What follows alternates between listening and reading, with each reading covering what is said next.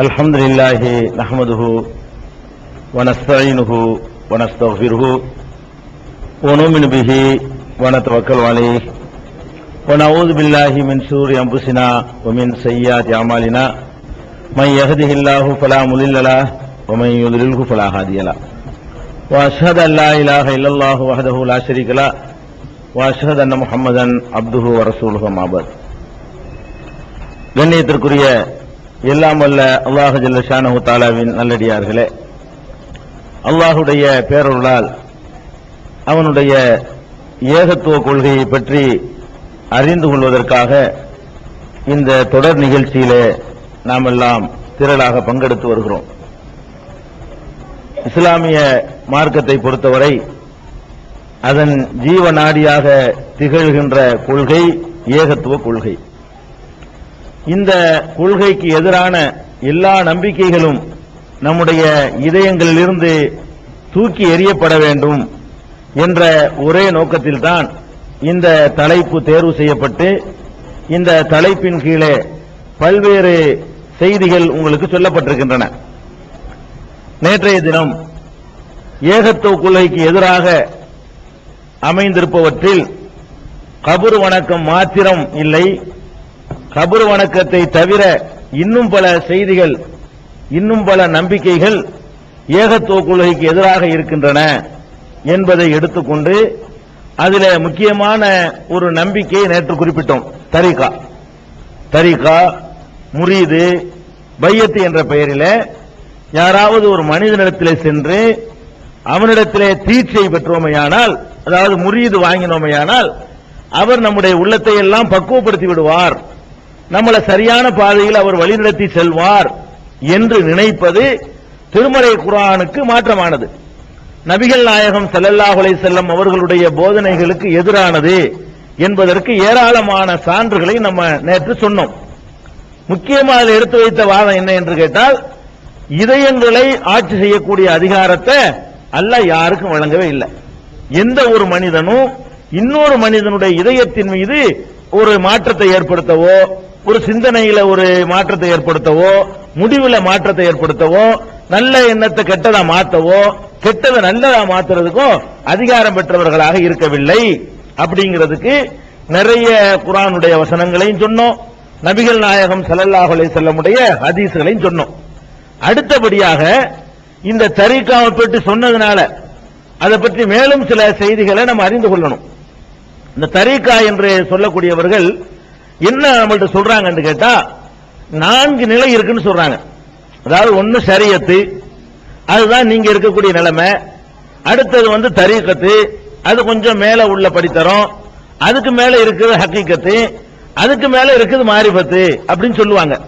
நீங்க அவங்கள்ட்ட போய், சரிங்க ஷரியத்துனா நாங்க இருக்கிறது சரி சொல்றீங்க, தரீகத்துனா என்னன்னு கேளுங்களேன். தரீகத்துனா தரீகத்து தான், மாரிஃபத்துனா என்ன, மாரிஃபத்துனா மாரிஃபத்து தான், ஹக்கீகத்துனா என்ன, ஹக்கீகத்துனா ஹக்கீகத்து தான் பாங்க. அதாவது இது மெஞ்ஞானமா, இது அஞ்ஞானமா, இதுக்கு பேர் மெஞ்ஞானம் பேர் வச்சுக்கிட்டாங்க. ஆனா உண்மையிலேயே ஒரு ஞானம் என்று இருந்தால் அது என்ன என்று முதல்ல விளக்கணும். நீ ஹக்கீகத்துன்னு என்ன சொல்ல வர்ற, தரீகத்துன்னு என்ன சொல்ல வர்ற? அகராதியில் எடுத்து பாத்தீங்கன்னா ஷரியத்துனா பாதைன்னு அர்த்தம், தரீகத்துனாலும் பாதைன்னு தான் அர்த்தம். டிக்ஷனரி எடுத்து பாத்தீங்கன்னா ஷரியத் என்ற வார்த்தைக்கு என்ன அர்த்தமோ அதுதான் தரீகத்துக்கும். ஷரியத்துனாலும் பாதை, தரீகத்துனாலும் பாதை. ஹக்கீகத்துனா உண்மை, மாரிஃபத்துனா விளக்கம். இதான் அகராதியில கிடைக்கிற அர்த்தம். இப்படி 4 படித்தரமா நீங்க பிரிக்கிறீங்களப்பா. இந்த 4 படித்தரமாக உங்களுக்கு பிரிக்குமாறு சொன்னவர் யார்? குர்ஆனுடைய எந்த வசனத்துல 4 படித்தரம் இருக்குது என்று சொல்லுது? நேரடியாகவோ மறைமுகமாகவோ குர்ஆன்ல எந்த இடத்திலையும் இந்த மாதிரி 4 படித்தரங்கள் இருக்கிறது, ஒவ்வொரு மனிதனுடைய நிலைக்கு தகுந்தவாறு இந்த படித்தரத்தை நம்ம கொடுக்கணும் என்று சொல்லக்கூடிய ஒரு வசனமும் குர்ஆனில் இல்லை. நபிகள் நாயகம் ஸல்லல்லாஹு அலைஹி வஸல்லம் அவர்களாவது இவர்கள் சொல்லுகிற கருத்தில் இந்த வார்த்தையை யூஸ் பண்ணியிருக்கிறாங்களான்னு கேட்டா கிடையவே கிடையாது. இவங்க சொல்லக்கூடிய தரீகத்துங்கிற வார்த்தையை, இவங்க சொல்லக்கூடிய மாரிஃபத்துங்கிற வார்த்தையை, இவங்க பயன்படுத்தக்கூடிய ஹக்கீகத்துங்கிற வார்த்தையை நபிகள் நாயகம் ஸல்லல்லாஹு அலைஹி வஸல்லம் அவர்கள் தமது வாழ்நாளில் பயன்படுத்தியது கிடையாது. அப்ப இவங்க எதுக்கு இதை உண்டாக்கி இருக்கிறாங்கன்னு கேட்டா, நம்ம என்ன சொன்னாலும் கேட்கிற ஒரு கூட்டத்தை உருவாக்கணும். ஷரியத்துன்னு சொல்லிட்டோம்னா குர்ஆன்ல இருக்கான்னு கேட்பாங்க. ஹதீஸ்ல இருக்கான்னு கேட்பாங்க. அதெல்லாம் இல்லாத வேற ஒரு ஞானம் எங்களுக்கு வேற ஒரு ரூட்ல வருது அப்படின்னு சொன்னோம்னா விட்டு அடிக்கலாம். எதுக்கு இந்த வாதத்தை எடுத்து வச்சாங்க கேட்டா, இந்த தரீக்கத்து ஹக்கீக்கத்து மாரிபத்து ஞானம்னு சொன்னா உனக்கு புரியாதுன்றலாம். என்னத்தையாவது ஒண்ணு கிடக்கும்னு சொல்லுவாங்க, என்னங்க இதுக்கு ஆதாரம், உனக்கு புரியாது, எங்களுக்கு தான் புரியும். அப்ப அவர்கள் என்ன வேண்டாலும் செய்வார்கள். அதை லைசன்ஸ் மார்க் ரீதியா ஒரு லைசன்ஸ் வேணும், அதுக்கு அங்கீகாரம் வேணும். அதற்காக கண்டுபிடித்த ஒரு மோசடி திட்டம் தானே தவிர இந்த மாதிரியான ஒரு நிலைப்பாட்டுக்கு மார்க்கத்தில் எந்த அனுமதியும் கிடையாது. இன்னும் சொல்ல போனா இதெல்லாம் எங்க இருந்து காப்பிடிக்கப்படுது தெரியுமா? இந்த தரீக்கா என்று சொல்லக்கூடியவர்களுடைய வழிமுறைகள் பூராவுமே இந்து மதத்தில் உள்ள அந்த சாதுக்களிடம் இருந்தும் கிறிஸ்தவர்களிடத்தில் உள்ள பாதிரியார்களிடம் இருந்துதான் இவர்கள் இந்த கொள்கையை காப்பிடிச்சிருக்கிறாங்க. இவர்களுடைய ஒவ்வொரு கொள்கையை நீங்க எடுத்து பாருங்க. இந்த தரீக்கத்துக்காரர்களுடைய கொள்கை என்ன சொல்லுவாங்க தெரியுமா? ஃபர்ஸ்ட் தனித்து இருக்கணுமா. ஃபர்ஸ்ட் என்ன இருக்கணுமா? பசித்திரு, தனித்திரு, விழித்திரு. சொல்லக்கூடிய ட்ரைனிங் என்னது? பசித்து இருக்க. இதெல்லாம் அங்கிருந்து காப்பி அடிச்சது. பசித்து இருக்க வேண்டும், தனித்து இருக்க வேண்டும், விழித்து தூங்கக்கூடாது, விழித்து இருக்க வேண்டும்.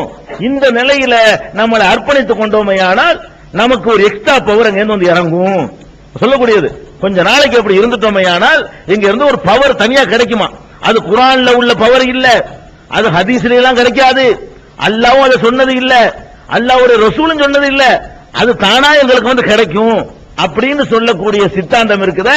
இதுதான் அந்த தரீக்காவுடைய அடிப்படை. தரீக்காவுடைய அடிப்படை என்ன? இந்த அடிப்படையில் தான் எல்லா தரீக்காக்களும் அமைக்கப்பட்டிருக்கு. ஹல்வத்துன்னு சொல்லுவாங்க. இது அரபில் இவங்க சொல்லுவாங்க, அவங்க பசித்திரு, தனித்திரு, விழித்திருன்னு சொன்னா இவர்கள் என்ன செய்வார்கள்? அதுக்கு பேர் ஹல்வத்துமாங்க. ஹல்வத்துனா தனித்து இருக்குதல். ஹல்வத்துனா என்ன அர்த்தம்? தனித்து எல்லாத்தையும் விட்டு ஒதுங்கி போய் தனித்து இருக்குதல் அப்படிங்கிற ஒரு சித்தாந்தத்தை இந்த சூபிசம்ங்கிற பேர்ல அவனை நம்ப வச்ச பிறகு இந்த ஒரு சித்தாந்தத்தையும் சேர்த்து நம்மள்ட்ட திணிச்சிடறான். இப்ப நீங்க குர்ஆன் ஹதீஸ்ல ஆராய்ச்சி பற்றி பார்த்தோம்னு சொன்னா தனித்திருப்பதற்கு மார்க்கத்தில் அனுமதி இருக்குதா? இல்ல. நபிகள் நாயகம் ஸல்லல்லாஹு அலைஹி வஸல்லம் அவர்கள்ட்ட ஒரு சஹாபி வர்றார். வந்து அல்லாஹ்வுடைய தூதரே, நான் சுற்றுப்பயணம் போனேன். போகும்பொழுது ஒரு மலை அடிவாரத்தில் அருமையான நீர்ச்சுனை, அழகான சுவையான தண்ணீர் இருக்குது. அங்க பாலைவனம் தானே, அங்க செடி கொடிகள்லாம் இருக்கிறது, ஆச்சரியமானது. அதுவும் இருக்குது. அது அருமையான நீர்ச்சுனை ஒன்ன பார்க்கிறேன். பக்கத்துல செடி கொடிகள்லாம் அப்படி பழந்துரும் பசுமையாக இருக்குது. நான் நினைத்தேன் அந்த இடத்திலேயே தங்கி ஒரே அல்லாஹ்வையே திக்ர்ல ஈடுபட்டு அல்லாஹ்வுடைய வணக்கத்தில் ஈடுபட்டு நம்முடைய காலத்தையே கழிச்சிடணும், இந்த உலகத்தினுடைய சனியனே தேவையில்லை என்று நான் நினைத்தேன். உங்கள்கிட்ட அனுமதி கேட்க வந்திருக்கிறேன், இருந்தால் நானே செய்யக்கூடாதுல, அனுமதி கேட்க வந்திருக்கிறேன் அப்படின்னு சொல்லி அவர் பெருமானார் ஸல்லல்லாஹு அலைஹி வஸல்லம் அவங்கள்ட்ட கேட்கிறார். ரசூல் ஸல்லல்லாஹு அலைஹி சொல்றாங்க, இன்னீலம் உபாசு பில் யஹூதியத்தி வல நஸ்ரானியத்தி, நான் யகூதிகளுடைய மார்க்கத்தை கொடுத்து அனுப்பப்படவில்லை, யூத மார்க்கத்தை கொடுத்து அனுப்பப்படவில்லை, நஸ்ரானியா என்ற கிறிஸ்தவ மார்க்கத்தை கொடுத்து அனுப்பப்படவில்லை, வலாக்கின் பி ஷரியத்தி சம்ஹா, தெளிவான ஒரு பாதையை கொடுத்து அனுப்பப்பட்டிருக்கிறேன். அதுல இதுக்கு அனுமதி இல்லைன்ட்டாங்க. இதுக்கு அனுமதி இல்ல. நான் கொண்டு வந்த இந்த மார்க்கத்தில் தனித்து இருந்து தவம் இருத்தல் இருக்க, அதுக்கு அனுமதி இல்ல. வேற எதுக்கு அனுமதி இருக்கு? குடும்ப வாழ்க்கையில் ஈடுபடணும், மனைவி மக்களோட சந்தோஷமா இருக்கணும், சம்பாதிக்கணும், மனைவி மக்களை சந்தோஷமா வச்சுக்கிறணும், அதுல சில கட்டுப்பாடுகள். அதே மாதிரி உலகத்தோடு சேர்ந்து வாழணும், உலகத்துக்கு செய்யற கடமை இருக்குது, உனக்கு செய்யற கடமை இருக்குது, ஊருக்கு செய்யற கடமை இருக்குது, எவ்வளவோ தீமைகளை தடுக்க வேண்டி இருக்குது, எவ்வளவோ நன்மைகளை செஞ்சு குவிக்க வேண்டி இருக்கிறது. தனியா இருக்கிறவனுக்கு இதெல்லாம் முடியுமா? ஒருவன் தனியாக தன்னை ஒதுக்கி கொண்டானேயானால் அவன் நன்மையை ஏவுகிற அந்த நன்மை ஏவுறதுக்கு ஒரு நன்மை இருக்குல்ல, அது கிடைக்குமா அவனுக்கு? தீமையை தடுப்பதற்கு ஒரு நன்மை இருக்குல்ல, அது கிடைக்குமா? சலான் சொல்வதற்கு ஒரு நன்மை, யாருக்கு சலான் சொல்லுவாங்க? சலான் சொல்வதற்கு ஒரு நன்மை இருக்கு, அது அவனுக்கு கிடைக்குமா? கிடைக்காது. எத்தனையோ பேரை நேர்வழிப்படுத்தலாம், அதெல்லாம் கிடைக்காது. இவங்க சமூகத்திலிருந்து ஒதுங்கி போய்வார்கள். ஆனால் உன்னுடைய மனைவியுடைய வாயில ஊற்ற ஒரு கவலை உணவு இருக்குத, அதுக்கு எல்லாம் கூலி தருவாங்கன்னு யாருக்கு போய் ஊட்டிக்கிட்டு இருப்பான்? இவன் தனியா போய் காட்டில் உட்கார்ந்துருந்தான்னு சொன்னா இதுக்கு பேரு இது சூபிசம்ங்கிறாங்களா, எஸ்கேபிசம், ஓடி ஒளிகிறது. உலகத்திலிருந்து எஸ்கேப் ஆகி ஓடக்கூடிய ஒரு இசத்துக்கு பேர் தான் சூபிசம். அப்படி ஓட சொல்லி இஸ்லாம் சொல்லல. இது யார் வேண்டாலும் செய்யலாம். இதை தனியா ஒருத்தர் அடைச்சு போட்டு 10 வருஷத்துக்கு அடைச்சு போட்டீங்க, 10 வருஷம் திருடி இருப்பான, திருடுறதுக்கு எங்க விட்டதுன்னு திருடுவான். 10 வருஷம் அடைச்சு போட்டீங்கன்னா ஒன்னா நம்பர் போக்கிரியை பிடிச்சி அடைச்சு போட்டாலும் அவன் திருட மாட்டான், அவன் பொய் சொல்ல மாட்டான். பொய் சொல்ற குண்டரால் வேணும்ல, அவன் தனி அவனா போய் சொல்லிக்கிற முடியுமா? பொய் சொல்ல மாட்டான், மோசடி செய்ய மாட்டான், ஏமாத்த மாட்டான். இது பெரிய சாதனையா? இருந்து ஜெயிக்கணும். பொய் சொல்ற இடத்துல இருந்து நான் பொய்யே சொல்லல பாத்தியா, அதான் வெற்றி பெறுறது. நப்ச வெல்லுவது என்பது அந்த வாய்ப்புகள்லாம் இருக்கிற இடத்துல வாழ்வு பெரிய சாதனையா? இவர்தான் இருக்கணுமா? இத தனியா ஒரு இடத்துல ஒதுங்கி நின்று நான் பொய்யே சொல்லவில்லை பாத்துக்கிறா, நான் யாரும் ஏமாத்தவில்லை பாத்துக்கிறா, யாரும் செய்ய முடியாது. இத இன்னொருத்தர் இருந்தா செய்ய முடியும். எந்த தப்பு செய்யறதா இருந்தாலும் இன்னொரு துணைக்கு வேணும். குறைஞ்சபட்சம் என்ன தப்பு செய்வதா இருந்தாலும் 2 பேர் இல்லாம செய்ய முடியாது. அப்ப புறம் பேசுறாண்டா கூட புறம் பேசப்படுறவன் ஒருத்தர் இருக்கணும், பேசுறவன் ஒருத்தர் இருக்கணும், காதுல கேட்டதான் புறமாவும், இவன் என்னன்னு நினைச்சுக்கிட்டா புறமா 3 பேர் வேணும். அப்ப அந்த மாதிரியான ஒரு சூழ்நிலையில இவங்க ஒதுங்கி போய் உட்கார்ந்துகிட்டு இது மார்க்கம், இது உயர்ந்த ஸ்டேஜ் அப்படிங்கிறாங்க. இது என்ன? உதாரணமா ஒருத்தருக்குங்க நான் கண்ணே இல்ல, அவன் சொல்றான் நான் சினிமாவை பார்த்தது இல்ல. எப்படி பார்க்க முடியுங்க? சினிமாவை பார்க்கல, அந்த தீவிர இது பெரிய வெற்றியா? சினிமாவை பார்க்கலங்கிறக்கூடிய தர்ஜா அவனுக்கு கிடைக்குமா? இல்ல பார்க்கல, இருந்தா கேட்கறதுல காதுல இருந்தா பார்த்திருப்ப, காதலால பாட்டுகளை கேட்டேன்னு சொன்னா கண்ணால பார்த்திருப்பா. அப்ப என்ன விளங்கன்னு? கண் இல்லாத ஒருத்தன் நான் பார்க்கவே இல்லைன்னு சொல்ற மாதிரி, கை இல்லாத ஒருத்தன் நான் யாரையும் கை நீட்டி அடிச்சது இல்லைங்கிறான். 2 கையுமே இல்ல, நான் யாரையும் அடிச்சு உலகத்துக்கு குசும பண்ணிருப்பான், ஆனா கை நீட்டி அடித்தது இல்லைங்கிறான். இருந்தா தான் நீட்டுவ அடிப்ப. அப்ப இல்லாத இந்த மாதிரி உள்ள சித்தாந்தத்தை நம்ம கூப்பிடுறாங்க. எது நல்ல நிலைமை? இப்படி ஒண்ணு இருந்தா பெருமானார் ஸல்லல்லாஹு அலைஹி வஸல்லம் அவர்கள் இதை அவங்க அமல்படுத்தி காட்டியிருப்பாங்களே. போனாங்க, நபி ஆவறதுக்கு முன்னாடி போனாங்க ஹிரா குகைக்கு. அதுதான் அவங்க ஆதாரமா காட்டுவாங்க. 40 நாள் இருந்தாங்கல்ல ஹிரா குகையில, தவம் இருந்தாங்கல்ல, இருந்தாங்க. இங்க இருந்தா அல்லாஹ் சொன்ன வரைக்கும் விட்டான்ல. நபி ஆவறதுக்கு முன்னாடி இருந்தாங்க. எது வரைக்கும் இருந்தாங்க? நபி ஆவறதுக்கு முன்னாடி, அல்லாஹ்ட்ட இருந்து செய்தி கிடைக்கிறதுக்கு முன்னாடி குகையில இருந்தாங்க. நல்ல வழி டெய்லி இங்க வந்து இரு அப்படின்னு அல்லாஹ் சொன்னானா, ஜிப்ரீல் வந்து ஓது போய் சொல்லு பிரச்சாரம் பண்ணு அடி வாங்கன்னு சொன்னாங்களா? அதுக்கு பிறகு வெளியே வந்துட்டாங்களங்க. நபி ஆன பிறகு மறுபடியும் அங்க போய் தவம் இருக்கவும் இல்ல, கட்டி சொல்ல கட்டிக்கிட்டு போகவும் இல்ல, அப்புறமே மக்கள்கிட்ட வந்துட்டாங்க. அப்ப ரசூல் ஸல்லல்லாஹு அலைஹி வஸல்லம் நபி ஆவதற்கு முன்னாடி கொஞ்சம் காலம் இருந்தாங்க பாருங்க.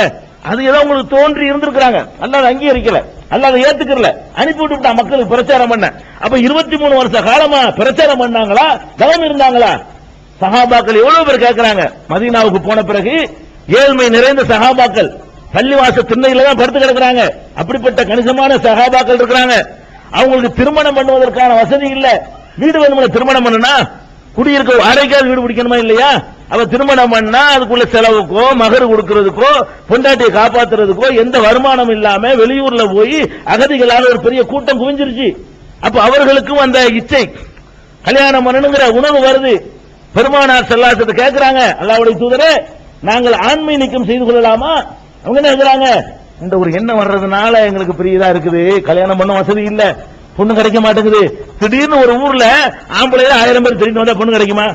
அந்த மாதிரி வந்து குவிஞ்சிட்டாங்கன்னு சொன்னா ஒவ்வொரு ஊர்லயும் இருக்கிற ஆம்பளைக்கு இருக்கிற பொம்பளைக்கு சரியா இருக்கும். சின்ன அளவுல வித்தியாசம் இருக்கலாம். 100 ஆம்பளை தான் 105 பொம்பளை இருக்கும். 1000 பேர் திடீர்னு வந்து குவிட்டாங்கன்னா 1000 பொண்ணுக்கு எங்க போவாங்க? பொண்ணும் கிடைக்கல, வசதியும் இல்ல. அப்ப இவங்க என்ன பண்றாங்க? எங்களுடைய ஆசைகளுக்காக வேண்டி எங்களுக்கு ஒரு கட்டுப்படுத்த முடியல, நாங்கள் ஆண்மை நீக்கம் செய்து கொள்ளலாமா என்று கேட்கிறாங்க. பெருமானார் ஸல்லல்லாஹு அலைஹி வஸல்லம் அவர்கள் கடுமை ஆட்சேபிக்கிறாங்க. அதுக்கு அனுமதி இல்ல. நோன்பு வச்சு கட்டுப்படுத்துங்க, இருக்கிறத கட்டுப்படுத்தணுமே தவிர அழிச்சிடக்கூடாது. இருக்கிறத எப்ப ரசூல் ஸல்லல்லாஹு அலைஹி வஸல்லம் காட்டி தர வழி என்ன? நோன்பு வைத்து உங்களுடைய ஆசைக்கு கல்யாணம் பண்ண சக்தி இருந்தா கல்யாணம் பண்ணு, இல்லையா மனிஸ்ததாமின் குமுல் பாத்த பள்ளியத்தை சொல்வது. யாருக்கு திருமணத்திற்கான செலவுக்கு சக்தி இருக்கிறதோ அவர் திருமணம் செய்யட்டும், யாருக்கு சக்தி இல்லையோ அலைஹி பிஸௌம் அவர் நோன்பு வைத்துக் கொள்ளட்டும். ஃபைன்னஹு லஹு வஜாவுன் அது அவனுடைய ஆசையை துண்டிக்கும், அதை தடுத்து நிறுத்து கட்டுப்படுத்தும் என்று பெருமானார் ஸல்லல்லாஹு அலைஹி வஸல்லம் வழிகாட்டுறாங்க. அப்ப முதலாவது இந்த சூபிசம் என்ற பெயரில் இவங்க விதைக்கிற சிந்தனை என்ன? கல்வத்து தனிமை. இந்த தனிமைங்கிறது என்னங்கிறீங்க? தனிமை மட்டும் வேண்டாம், நெசமா இருக்கலாம். அதை ஒட்டி சொல்ற கதை போட்டு போய் தனிமையா இருந்தாராம், அவர் தூங்கவே இல்லையா, சாப்பிடவே இல்லையா, குடிக்கவே இல்லையா, 40 நாள் இருந்தாருங்க. பெரிய பெரிய மகா கல்வத்து நாயகம், அவளுக்கு பேர் என்னது? கல்வத்து நாயகமா. கல்வத்து நாயகம் பேரை சுட்டிக்கிட்டு அவர் கல்வத்தில் இருந்தார்கள். என்ன செய்யல? சாப்பிடவே இல்லை, குடிக்கவே இல்லை. இது எப்படி நாங்க நம்புறது? அப்படிலாம் 40 நாள் இருந்து இல்லப்பா, ஒரு 24 மணி நேரம் வந்து உட்காரு, குடிக்காம சாப்பிடாம இருந்து காட்டு பார்ப்போம். வேற ரூட்ல ரூம்ல உட்கார்ந்துகிட்டா பொண்டாட்டி கொண்டே கொடுப்பா, தனியா கொண்டே முறியீடுகள் கொண்டே கொடுப்பாங்க. உள்ள எவ்வளவு ஏற்பாடுகள் பண்ணிக்கலாம். ஒருவர் சாப்பிடவே இல்லைன்னு எப்ப சொல்ல முடியும் கேட்டா, அவருடைய 24 மணி நேரத்தையும் மக்கள்கிட்ட காட்சிக்கு வச்ச பிறகுதான் சொல்ல முடியும். மறைச்சு இருந்து கொண்டு நான் சாப்பிடவே இல்லைன்னா நான் உங்களுக்கு எங்க இருக்கேன்னு தெரியலங்க, 6 மாசம் ஆச்சு. ஒருத்தர் சொல்றாரு 6 மாசமா சாப்பிடாம இருக்காரு, நம்புவீங்களா நீங்க? 6 மாசமா நீங்க என்னை பார்த்தா தானங்க நம்பணும், என்னை நீங்க பார்க்கணும், எல்லா நேரம் மக்கள் பார்வையில் வர்ற மாதிரி நான் உட்கார்ந்து இருக்கணும். உட்கார்ந்து ஒரு நேரமும் சாப்பிடக்கூடாது, அடைக்கப்பட்டிருக்கணும், நல்லா கவர் பண்ணி வெளிகளில் நான் தப்பிச்சு போகாம, வெளியே இருந்து எதுவும் எனக்கு வர முடியாம எல்லா வாசம் அடைக்கப்பட்டு ரூம்ல கொண்டு போட்டுவிட்டு அப்புறமேல சாப்பிடலன்னு சொன்னா அப்ப நம்பலாம். அப்ப சாப்பிடலன்னு சொல்லி இது ஒரு பெரிய சாதனையா? இது சாப்பிடாம இருக்க முடியுமா? சாப்பிடாம இருப்பதுதான் ஒரு உயர்ந்த நிலைன்னா நபிமார்கள் அல்லாஹ் அப்படி அனுப்பிப்பானே. நபிமார்கள் வந்தவன் அவங்க கேட்ட கேள்வியா தானே, என்னடா பெரிய நபி இவரு சோறு திங்கிறாரு நபி கேட்டானா இல்லையா? எதிரிகள் எல்லாம் கேட்டான், மாலிஹாத ரசூல், இவர் என்ன பெரிய ரசூல், யாக்குலு தஆம, உணவு சாப்பிடுகிறார், எம்சி பில் அஸ்வா, கடத்தரவுக்கு போறாரு இவர் ரசூலா கேட்டான். அப்ப சாப்பிடுற தன்மையை எடுக்கப்பட்ட நிலையில் மனிதன் இருக்க முடியாது, சாப்பிடுதான் ஆகணும். சாப்பிடலன்னு எவன் சொன்னாலும் போய் சொல்லணும் வைக்கணும். யாரு எந்த கொம்பன் சொன்னாலும் சரி, நான் சாப்பிடாம இருந்தேன் 5 நாள் சாப்பிடல 10 நாள் சாப்பிடலன்னு சொல்றான்னா அது எவ்வளவு பெரிய போர்வையில வந்தாலும் சரிதான், 1 நம்பர் பொய்யன் என்பதுதான் இஸ்லாமிய நிலைப்பாடு. அப்புறம் நிரூபிச்சு காட்டுங்க. 40 நாள் இருந்தீங்களப்பா, ஒரு 5 நாள் உட்கார்ந்து காட்டு, எல்லாருக்கும் தெரியட்டு. இன்னும் கொஞ்சம் பேர் பக்குவப்படுத்தலாம்ல, இன்னும் கொஞ்சம் பேர் உனக்கு சீடராகும், 50 பேர் உயர்ந்துருவோம்ல. 5 நாள் இருந்து காட்டு பார்ப்போம். முடியாது, சாப்பிடாம இருக்க முடியாது, தண்ணி குடிக்காம இருக்க முடியாது, சிறுநீர் கழிக்காம இருக்க முடியாது. பெருமானார் ஸல்லல்லாஹு அலைஹி வஸல்லம் மலம் கழிச்சாங்க, சிறுநீர் கழிச்சாங்க, சாப்பிட்டாங்க, பசியில வயிறு ஒட்டி இருந்துச்சு, கல்ல கட்டிக்கிட்டாங்க, தாங்க முடியல, என்னமாச்சு இருக்கான்னு வீட்டுல போய் கேட்டாங்க, இருக்கிறத தின்னாங்க. இதையெல்லாம் பெருமானார் ஸல்லல்லாஹு அலைஹி வஸல்லம் உடைய வாழ்க்கையில பார்த்துட்டு அந்த வழிவந்த நம்ம என்ன நினைக்கிறோம், கல்வத்து நாயகமா தனிமையில இருந்தாரா, தன்னை பக்குவப்படுத்திக்கிட்டாரா, சாப்பிடலையா, குடிக்கலையா, தூங்கலையா? 3 பேர் பேசினாங்களே, 3 பேர் பெருமானார் ஸல்லல்லாஹு அலைஹி வஸல்லம் வணக்கத்தை பத்தி கேட்கறாங்க ஆயிஷா நாயகி கிட்ட. கேட்டு என்ன பண்ணாங்க, ஆயிஷா நாயகி ரசூலுல்லாஹ்வுடைய வணக்கத்தை சொன்ன உடனே, அது ரசூலுக்கு தெரியா இருக்கலாம், எங்கள மாதிரி ஆட்களுக்கு பத்துமா, நாங்க நிறைய வணங்க போறோம். ஒருத்தர் சொல்ற நான் கல்யாணம் பண்ண மாட்டேங்கிறாரு, ஒருத்தர் சொல்றாரு நான் ராத்திரி தூங்கவே மாட்டேன், நின்று வணங்கிட்டே இருப்பேங்கிறாரு, இன்னொருத்தர் சொல்றாரு எப்ப பார்த்தா நோம்பு வச்சுட்டே இருப்பேன், ஒரு நாள் கூட விட மாட்டேங்கிறாரு. பெருமானார் ஸல்லல்லாஹு அலைஹி வஸல்லம் கேள்விப்பட்டு இந்த மாதிரி சொன்ன நீங்க தானா கண்டிக்கிறாங்க, ஏன் அப்படி சொல்றீங்க, உங்களோட அல்லாஹ் நான் ரொம்ப பயப்படுறேன், ஆனா நான் சாப்பிடுறேன், நான் தூங்குறேன், ரெஸ்ட் எடுக்கிறேன், மனைவி மக்களோட வாழ்றேன், ஒரு நாள் நோன்பு வைக்கிறேன், ஒரு நாள் விட்டுறேன், தொழுவேன் விட்டுறேன், நபிலான தொழுவை ஒரு நாள் தொழுவேன், ஒரு நாள் விட்டுருவேன், ஒரு நாள் தூங்குவேன். அப்ப அந்த மாதிரி நடக்கிற வழிதான் என்னுடைய வழி. ஃபமன் ரகிபான் சுன்னதி ஃபலைஸ மின்னி, எவன் என்னுடைய இந்த வழிமுறையை புறக்கணிக்கிறானோ அவன் என்னை சேர்ந்தவன். அந்த இடத்துல சொல்றாங்க, என்னுடைய இந்த வழிமுறை யாராவது புறக்கணித்தால், இது உண்ணாமலேயே நான் ஆன்மீக உச்சநிலை அடைய போறேன், அவன் என்னை சேர்ந்தவன் இல்ல. நான் கல்யாணம் பண்ணாமையே ஆன்மீக உச்சத்துக்கு போக போறேன், என்னை சேர்ந்தவன் இல்ல. நான் தூங்காமலேயே ஆன்மீக உச்சத்தை அடைய போறேன், அவன் என்னை சேர்ந்தவன் இல்ல. அப்ப என்னை சேர்ந்தவன் இல்லைன்னு ரசூல் ஸல்லல்லாஹு அலைஹி சொல்லிட்டா முஸ்லீம் இல்லைன்னு அர்த்தம். முஸ்லீம் இல்லாதவர்கள் தான் செய்வாங்க. ரசூலுல்லாஹ்வை சேர்ந்த யாரா இருந்தாலும் ரசூல் ஸல்லல்லாஹு அலைஹி வஸல்லம் செஞ்ச மாதிரி தான் அவர்கள் ஆன்மீக பாதையில போக முடியுமே தவிர அவர்கள் காட்டாத ஒரு பாதையில போக முடியாது. அப்ப அது ஒரு ஃப்ராட். இந்த தனிமைங்கிறது முதல்ல ஃப்ராட், ஒரு ஏமாற்று வேலை. இந்த மாதிரி ஆட்களை ஒன்னும் சொல்ல போனா இந்த மாதிரி இந்த காஞ்ச மாடு கம்புல பூந்த மாதிரி சொல்லுவாங்க. இவங்க மாதிரி ஆட்களை கொண்டாந்து சமுதாயத்தில் விட்ட ரொம்ப ஜாக்கிரதையா இருக்கணும். அடைச்சு கிடந்தனால தப்பெல்லாம் செய்யாம இருந்தானோ, வெளியே விட்டீங்கன்னு வைங்க ஆஞ்சி நம்பவே முடியாது, அந்த மாதிரி டேஞ்சரா இருக்கும். அதான் யதார்த்தமா உள்ள விஷயம். அதனால இந்த மாதிரியான ஒரு சித்தாந்தம் இல்லைங்கிறத முதலாவது விளங்கிக் கொள்ளணும். இது கிடையாது மார்க்கத்தில். அடுத்து என்ன, இவர்கள் பக்குவப்படுத்த போறாங்கல்ல, பக்குவப்படுத்த போறாங்க. என்னடா பக்குவப்படுத்த போறீங்க? பக்குவம்டா என்ன? உலகத்தில் மற்றவர்களை விட குறைந்த அளவுக்கு மனோ இச்சை கொண்டவர்களாக அவர்கள் இருக்கணும். அதான் பக்குவங்கிறது. பக்குவம்டா என்ன? எதை கண்டாலும் திங்க நமக்கு ஆசை வரும், நம்ம கட்டுப்படுத்திக்கணும். எதை கண்டாலும் அடையணும் ஆசை வரும், கட்டுப்படுத்திக்கணும். இந்த மாதிரியான கட்டுப்பாட்டுக்கு பேர் தானே பக்குவம்ங்கிறது. இவர்கள் நம்மளையெல்லாம் பக்குவப்படுத்தானே போறாங்க. எந்த முரீது கொடுக்கிறவராவது இந்த ஒரு சாதாரண தரையில் படுத்து உறங்குவோராக நீங்கள் பார்த்திருக்கிறீர்களா? எந்த முரீது வியாபாரம் பண்றவராவது குடிசையில் வாழ்ந்ததை நீங்கள் பார்த்திருக்கிறீர்களா? எந்த முரீது வியாபாரம் பண்றவராவது பழைய சோறு எனக்கு போது, எனக்கு அதெல்லாம் ஆக்காதீங்க, கறிக்கலாம் வேணாம் அப்படின்னு சொல்லி போய் சாப்பிட்ட ஒரு செய்கை உண்டா? எங்களை விட உன்னுடைய நப்சு கட்டுப்படுத்த முடியலையே, நாங்க சாப்பிட்டுருவோமே. இப்ப நம்ம யாரா இருந்தாலும் இங்க படுத்து தூங்கிடுவோம், ரோட்ல படுத்து தூங்கிடுவோம், இருக்கிறத சாப்பிட்டு வந்துருவோம். சகருக்கு ஒண்ணும் கிடைக்காது, 2 பேரிச்சம்பழத்தை சாப்பிட்டு நம்ம சகர வச்சிருவோம். இவருக்கு எப்படிப்பட்டவரை எந்த ஷேகாவது முரீது கொடுக்க வந்தா யாரை தேர்ந்தெடுக்கிறாரு? கார்கள்ல வர்றவர்கள், 64 சுவையிலையும் விருந்து போடக்கூடியவர்கள், அப்படிப்பட்டவர்களுடைய அழைப்பை தேடி போறாங்களா இல்லையா? வந்தோன்னு அந்த கம்பெனி இருக்கா, அந்த கம்பெனி இருக்கா, அந்த நிறுவனம் இருக்கா, அந்த ஓனர் வந்திருக்காரா, அவருக்கு பின்னாடி ஓடுறது, அவர் வீட்டுல போய் சாப்பிடுறது, வகை வகையா நம்மளை விட நப்சுல ரொம்ப மோசமா இருக்காங்க. நம்மளாச்சும் பரவாயில்லை, அதை விட கேவலம். பக்குவ அர்த்தம் வேணாமாங்க. நம்ம நல்லா பாக்குறோம்ங்க, எத்தனை ஷேகுமார்களுடைய வீடுகள்ல நீச்சல் குளம் இருக்கு, ஷேகுமார்களுக்கு அரண்மனை இருக்குது, அரண்மனை மாதிரி மாளிகை வீடுகள் இருக்கு, ஷேகுமார்களுக்கு கண்டசா கார்கள் எத்தனை கார்கள் இருக்கு. நான் வச்சுக்கலாம், நீங்க வச்சுக்கலாம். நம்ம அப்படி சொல்லல மக்கள்கிட்ட, நான் வச்சுக்கலாம். ஏன் வச்சுக்கலாம்? நம்ம இதுதான் பெரிய ஆன்மீகத்தை எல்லாம் தியாகம் பண்ணணும் பிரச்சாரம் பண்ணல. நீ என்ன பண்ணுன? பக்குவப்படுத்தணும், பெரிய மனிதனுடைய உள்ளத்தை ரொம்ப உலக ஆசையிலிருந்து அப்புறப்படுத்தணும், அது பண்ணணும் இது பண்ணணும் சொன்னியப்பா. நீ அதெல்லாம் தாண்டில இருக்கிற. அதுவும் எப்படிப்பட்ட வியாபாரிகளை தேர்ந்தெடுக்கிறாங்கன்னு பார்த்தா, வீணை இல்லாதவன், லாட்டரி சீட்டுக்காரன், அவன்கிட்ட போய் சாப்பிடுவாங்க. பக்குவப்படுத்தக்கூடிய ஆளு தேர்ந்தெடுக்கிற பணக்காரர்கள் எப்படிப்பட்டவர்களா இருப்பாங்க? எல்லாம் ஹராமான சினிமா கொட்டை வச்சுக்கிறவன், லாட்டரி சீட்டு நடத்துறவன், கள்ளுக்கடை நடத்துறவன், சாராய கடை நடத்துறவன், இந்த மாதிரி அளவுணர்கள் மோசடி செய்யறவன், ஊரை உழைச்சி உலையில போட்டவன், ஏமாத்துறவன், ஜமாத்து பணத்தை திண்டவன், இந்த மாதிரி ஆட்களை எல்லாம் தேடி போய் அங்க போய் சாப்பிடக்கூடியவர்கள் தான் இன்னைக்கு இருக்கிற எல்லா ஷேக்குகளும். ஒரு ஷேக் விதிவிலக்க கொண்டு காட்டு பார்ப்போம். ஒரு ஊர்ல இறங்கி, இந்த ஊர்ல ரொம்ப ஏழையான ஆள் யாரு, குடிசையில் இருக்கிற ஆள் யாரு, அவர் வீட்டு கூட்டிட்டு போங்க, கூலி வேலை செஞ்சு செருப்பு தச்சு சம்பாதிக்கிற வீடு இருந்தா சொல்லுங்க, அங்க போய் சாப்பிடுறேன்னு சொன்ன ஒரு ஷேக சொல்லுங்க பார்ப்போம். அங்க சாப்பிட கூட்டிட்டு போனா அது சாப்பிடுவாரான்னு சொல்லுங்க பார்ப்போம். என்ன எப்படி நம்புறீங்கன்னு எனக்கு வழங்கலையே. எப்படி நீங்க அவர்களை நம்புறீங்க? எந்த மனுஷனையும் நம்பாதீங்க. அல்லாஹ் சொன்ன வேதத்தை நம்புங்க, நபிகள் நாயகத்தினுடைய போதனையை நம்புங்க. வேற எல்லாரும் ஏமாத்திட்டு போறாங்க. அந்த ஏமாத்தாத ஒரே மனிதர் நபிகள் நாயகம் ஸல்லல்லாஹு அலைஹி வஸல்லம் மட்டும்தான். ஆன்மீகத்தை சொல்லி இந்த மாதிரி ஏமாத்துறது எவ்வளவு பேர் ஏமாத்திருக்கலாம். அந்த ஒரு மனிதர் தான் உலகத்தில் வரலாற்றில் வாழ்ற மனிதர்ல நபிமார்கள் தவிர்த்து நம்ம ரசூல் ஸல்லல்லாஹு அலைஹி வஸல்லம் பிந்தி வந்த மனிதர்கள் எடுத்துக்கொண்டால் அவர் ஒரு ஆள் தான் நம்மளை ஏமாத்தணும் கன்ஃபார்மா நம்பலாம். ஏமாத்த மாட்டார், ஏமாத்திருக்க முடியாது. அல்லாஹ்வால் தேர்ந்தெடுக்கப்பட்டிருக்கிறார். வேற யாரையும் நீங்க எப்படி நம்ப முடியும்? அந்த ஒரு ஆளுடைய வழியை விட்டுட்டு போனோம்னா நம்மளை ஒண்ணுமில்லாம ஆக்கிடுவாங்க. அப்ப இந்த பக்குவப்படுத்துறதுங்கிறது பொய், அதுவும் கிடையாது. இன்னும் சொல்ல போனா இவங்களுடைய இன்னொரு கொள்கை அத்வைதம், சூஃபிசம்ங்கறான. சூஃபிசத்துடைய இன்னொரு முகம் என்ன? அத்வைதம். அத்வைதம்னா தெரியுதுல? அத்வைதம்னா துவைதம்னா ரெண்டுன்னு அர்த்தம். துவைதம்னா என்ன அர்த்தம்? ரெண்டு. அத்வைதம்னா ரெண்டு அல்ல. ஆனா ஒரு எதிர்மறைக்கு என்ன செய்வாங்க? ஆனா போட்டுவாங்க. நியாயத்துக்கு அநியாயம்ங்கிறோம்ல, நியாயத்திற்கு அநியாயம், அது நியாயம் இல்லை அப்படின்னு அர்த்தம் இருக்கு.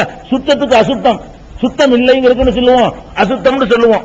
அந்த மாதிரி என்ன செய்யறாங்கன்னு கேட்டா துவைதத்துக்கு எதிர்மறை அத்வைதம். துவைதம்னா ரெண்டு, அத்வைதம்னா ரெண்டு அல்ல. அது அப்படின்னு என்ன அர்த்தம் தெரியுமா?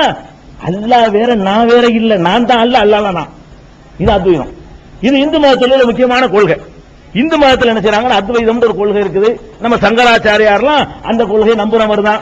சங்கர மடமே அந்த அடிப்படையில் உருவாக்கப்பட்டதுதான். அதாவது கடவுளுக்காக நாங்கள் அர்ப்பணிக்கும் பொழுது நாங்களே கடவுளாகிவிடுவோம், கடவுளை நாங்களாகி விடுவோம், நீங்க எங்களே கும்பிடலாம், எங்களே வணங்கலாம், கடவுள் வணங்கின மாதிரி கடவுள் தான் நாங்க தான் கடவுள் அப்படின்னு சொல்லக்கூடிய கொள்கை இந்து மதத்தில் இருந்துச்சு.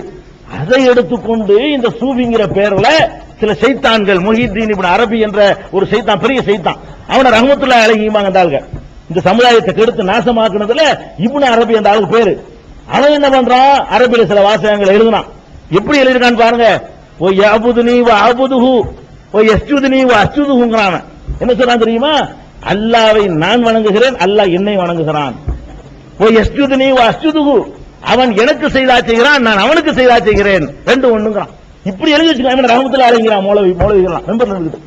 இந்த மாதிரி ரிக்கார்டு பூர்வமா அவன் யாருன்னு எழுதி வச்சுட்டு போனால முஹித்தீன் அப்துல் கார் ஜிலானி இல்ல, அவர் வேற. முஹித்தீன் இப்னு அரபின்னு ஒரு சைத்தான். இவன் என்ன பண்றான்னு கேட்டா இந்த அளவுக்கு அல்லாஹ் இப்படி இந்து மதத்தினுடைய கொள்கை அப்படி காப்பி அடிச்சு அத்வைதத்தை சொல்றவன எல்லாம் இந்த எல்லா தரிகா காரணம் ரஹ்மத்துல்லாஹி அலைஹிமா. சாதிரியாக்காரன் கொண்டாடுவான், காதிரியாக்காரன் கொண்டாடுவான், சிஸ்தியாக்காரன் கொண்டாடுவான், நக்ஷபந்தியாக்காரன் கொண்டாடுவான், சுகரவர்தியாக்காரன் கொண்டாடுவான், என்ன பைசியாக்காரன் கொண்டாடுவான். எந்த தரிகாக்காரனை கேட்டாலும் முஹித்தீன் இப்னு அரபி ரஹ்மத்துல்லாஹி அலைஹி கத்தஸல்லாஹு சிர்ருல் அஸீஸ்ங்கறான். அப்ப இவருடைய கொள்கை என்ன? அத்வைதம் வழங்கி போச்சா? இப்படி முடியுமாங்க? இது மனுஷன் கடவுளாக முடியுமா? அப்ப மனுஷன் செத்தா கடவுள் தான் சாவுறானப்ப? இவன் செத்து போய் போச்சுட்டீங்களப்ப, அல்லாஹ் செத்துறானப்ப? அப்ப அது கூட விளங்காம நாங்க தான் கடவுள்னு சொல்லி ஒருத்தன் சொன்னானே, அந்த மாதிரி சொல்லி தங்களுக்கு கடவுளுக்கு இருக்கிற மாதிரியான அந்தஸ்தை உண்டாக்கி தங்களுடைய காலில் கும்பிடக்கூடிய ஒரு கூட்டத்தை ஏற்படுத்தணும், அதன் மூலம் பொருளை திரட்டணும், தங்களை வளப்படுத்திக்கிறோங்கிறதுக்காகத்தான் அத்வைதத்தை காப்பிடிச்சிருக்காங்க. சூஃபிசத்துல உள்ள எல்லாத்துலயுமே இந்த அத்வைதம் இருக்குது. இந்த அத்வைதத்தினுடைய வெளிப்பாடு தான் அந்த தரிகாக்கள் பேர்ல, அப்துல் கார் ஜிலானி பேர்ல, அபுல் ஹசன் ஷாதிலி பேர்ல, அதனுடைய ஷேகுமார்கள் பேர்ல இவர்கள் கட்டி வச்சுக்கிற கவிதைகள் நமக்கு சான்று அனுப்பிடுங்க. ஒரு கவிதையை பாருங்களேன். ஒமையுனாதி சிமி அல்பம்பி கல்வத்திஹி அஸ்மம்பி ஹிம்மத்திஹி சர்மல்லி அபோத்திஹி அஜப்துஹு முஸ்ரியா மின்னஜிலி தாவத்திஹி ஃபல்யது யா அப்துல் காதிர் முஹியுத்தீனி. என்ன எழுதி வச்சுக்கிறாங்க தெரியுமா? காதிரியா தரிகாக்காரன் என்ன சொல்றான்? அப்துல் கார் ஜிலானி சொன்னாராம். என்ன சொன்னாராம்? உங்களுக்கு கஷ்டம் வந்தால், உங்களுக்கு துன்பம் வந்தால் என்னை கூப்பிடுங்கள், 1000 முறை கூப்பிடுங்கள், உடனே நான் வந்து விடுவேன் அப்படின்னு சொல்லி அதை அவர் சொன்னாராம். அப்ப இவர் அல்லாஹ் ஆயிட்டார்ல. இந்த மாதிரி அல்லாஹ் வாக்கக்கூடிய நிலைதான் எல்லா தரிகாக்கள்லயும் காணப்படுது. அப்ப இந்த தரிகாக்கள்ல எஸ்கேபிசம் ஓடி ஒளியக்கூடிய சித்தாந்தத்தை சொல்றான், அது இஸ்லாத்துக்கு எதிரானது. இரண்டாவது சொல்றான் அத்வைதத்தை சொல்றான், அது சித்தாந்தத்துக்கு இஸ்லாமிய அடிப்படைக்கு எதிரானது.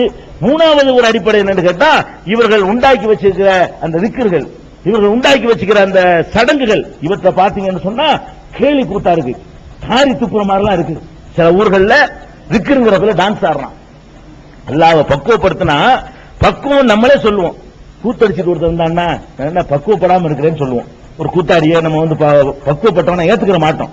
வேற மார்க்கங்களுக்கு இஸ்லாத்துக்கு உள்ள அடிப்படை என்னன்னு கேட்டா, வேற மார்க்கங்கள்லாம் கடவுள் இசையில மயங்குவாருமாங்க.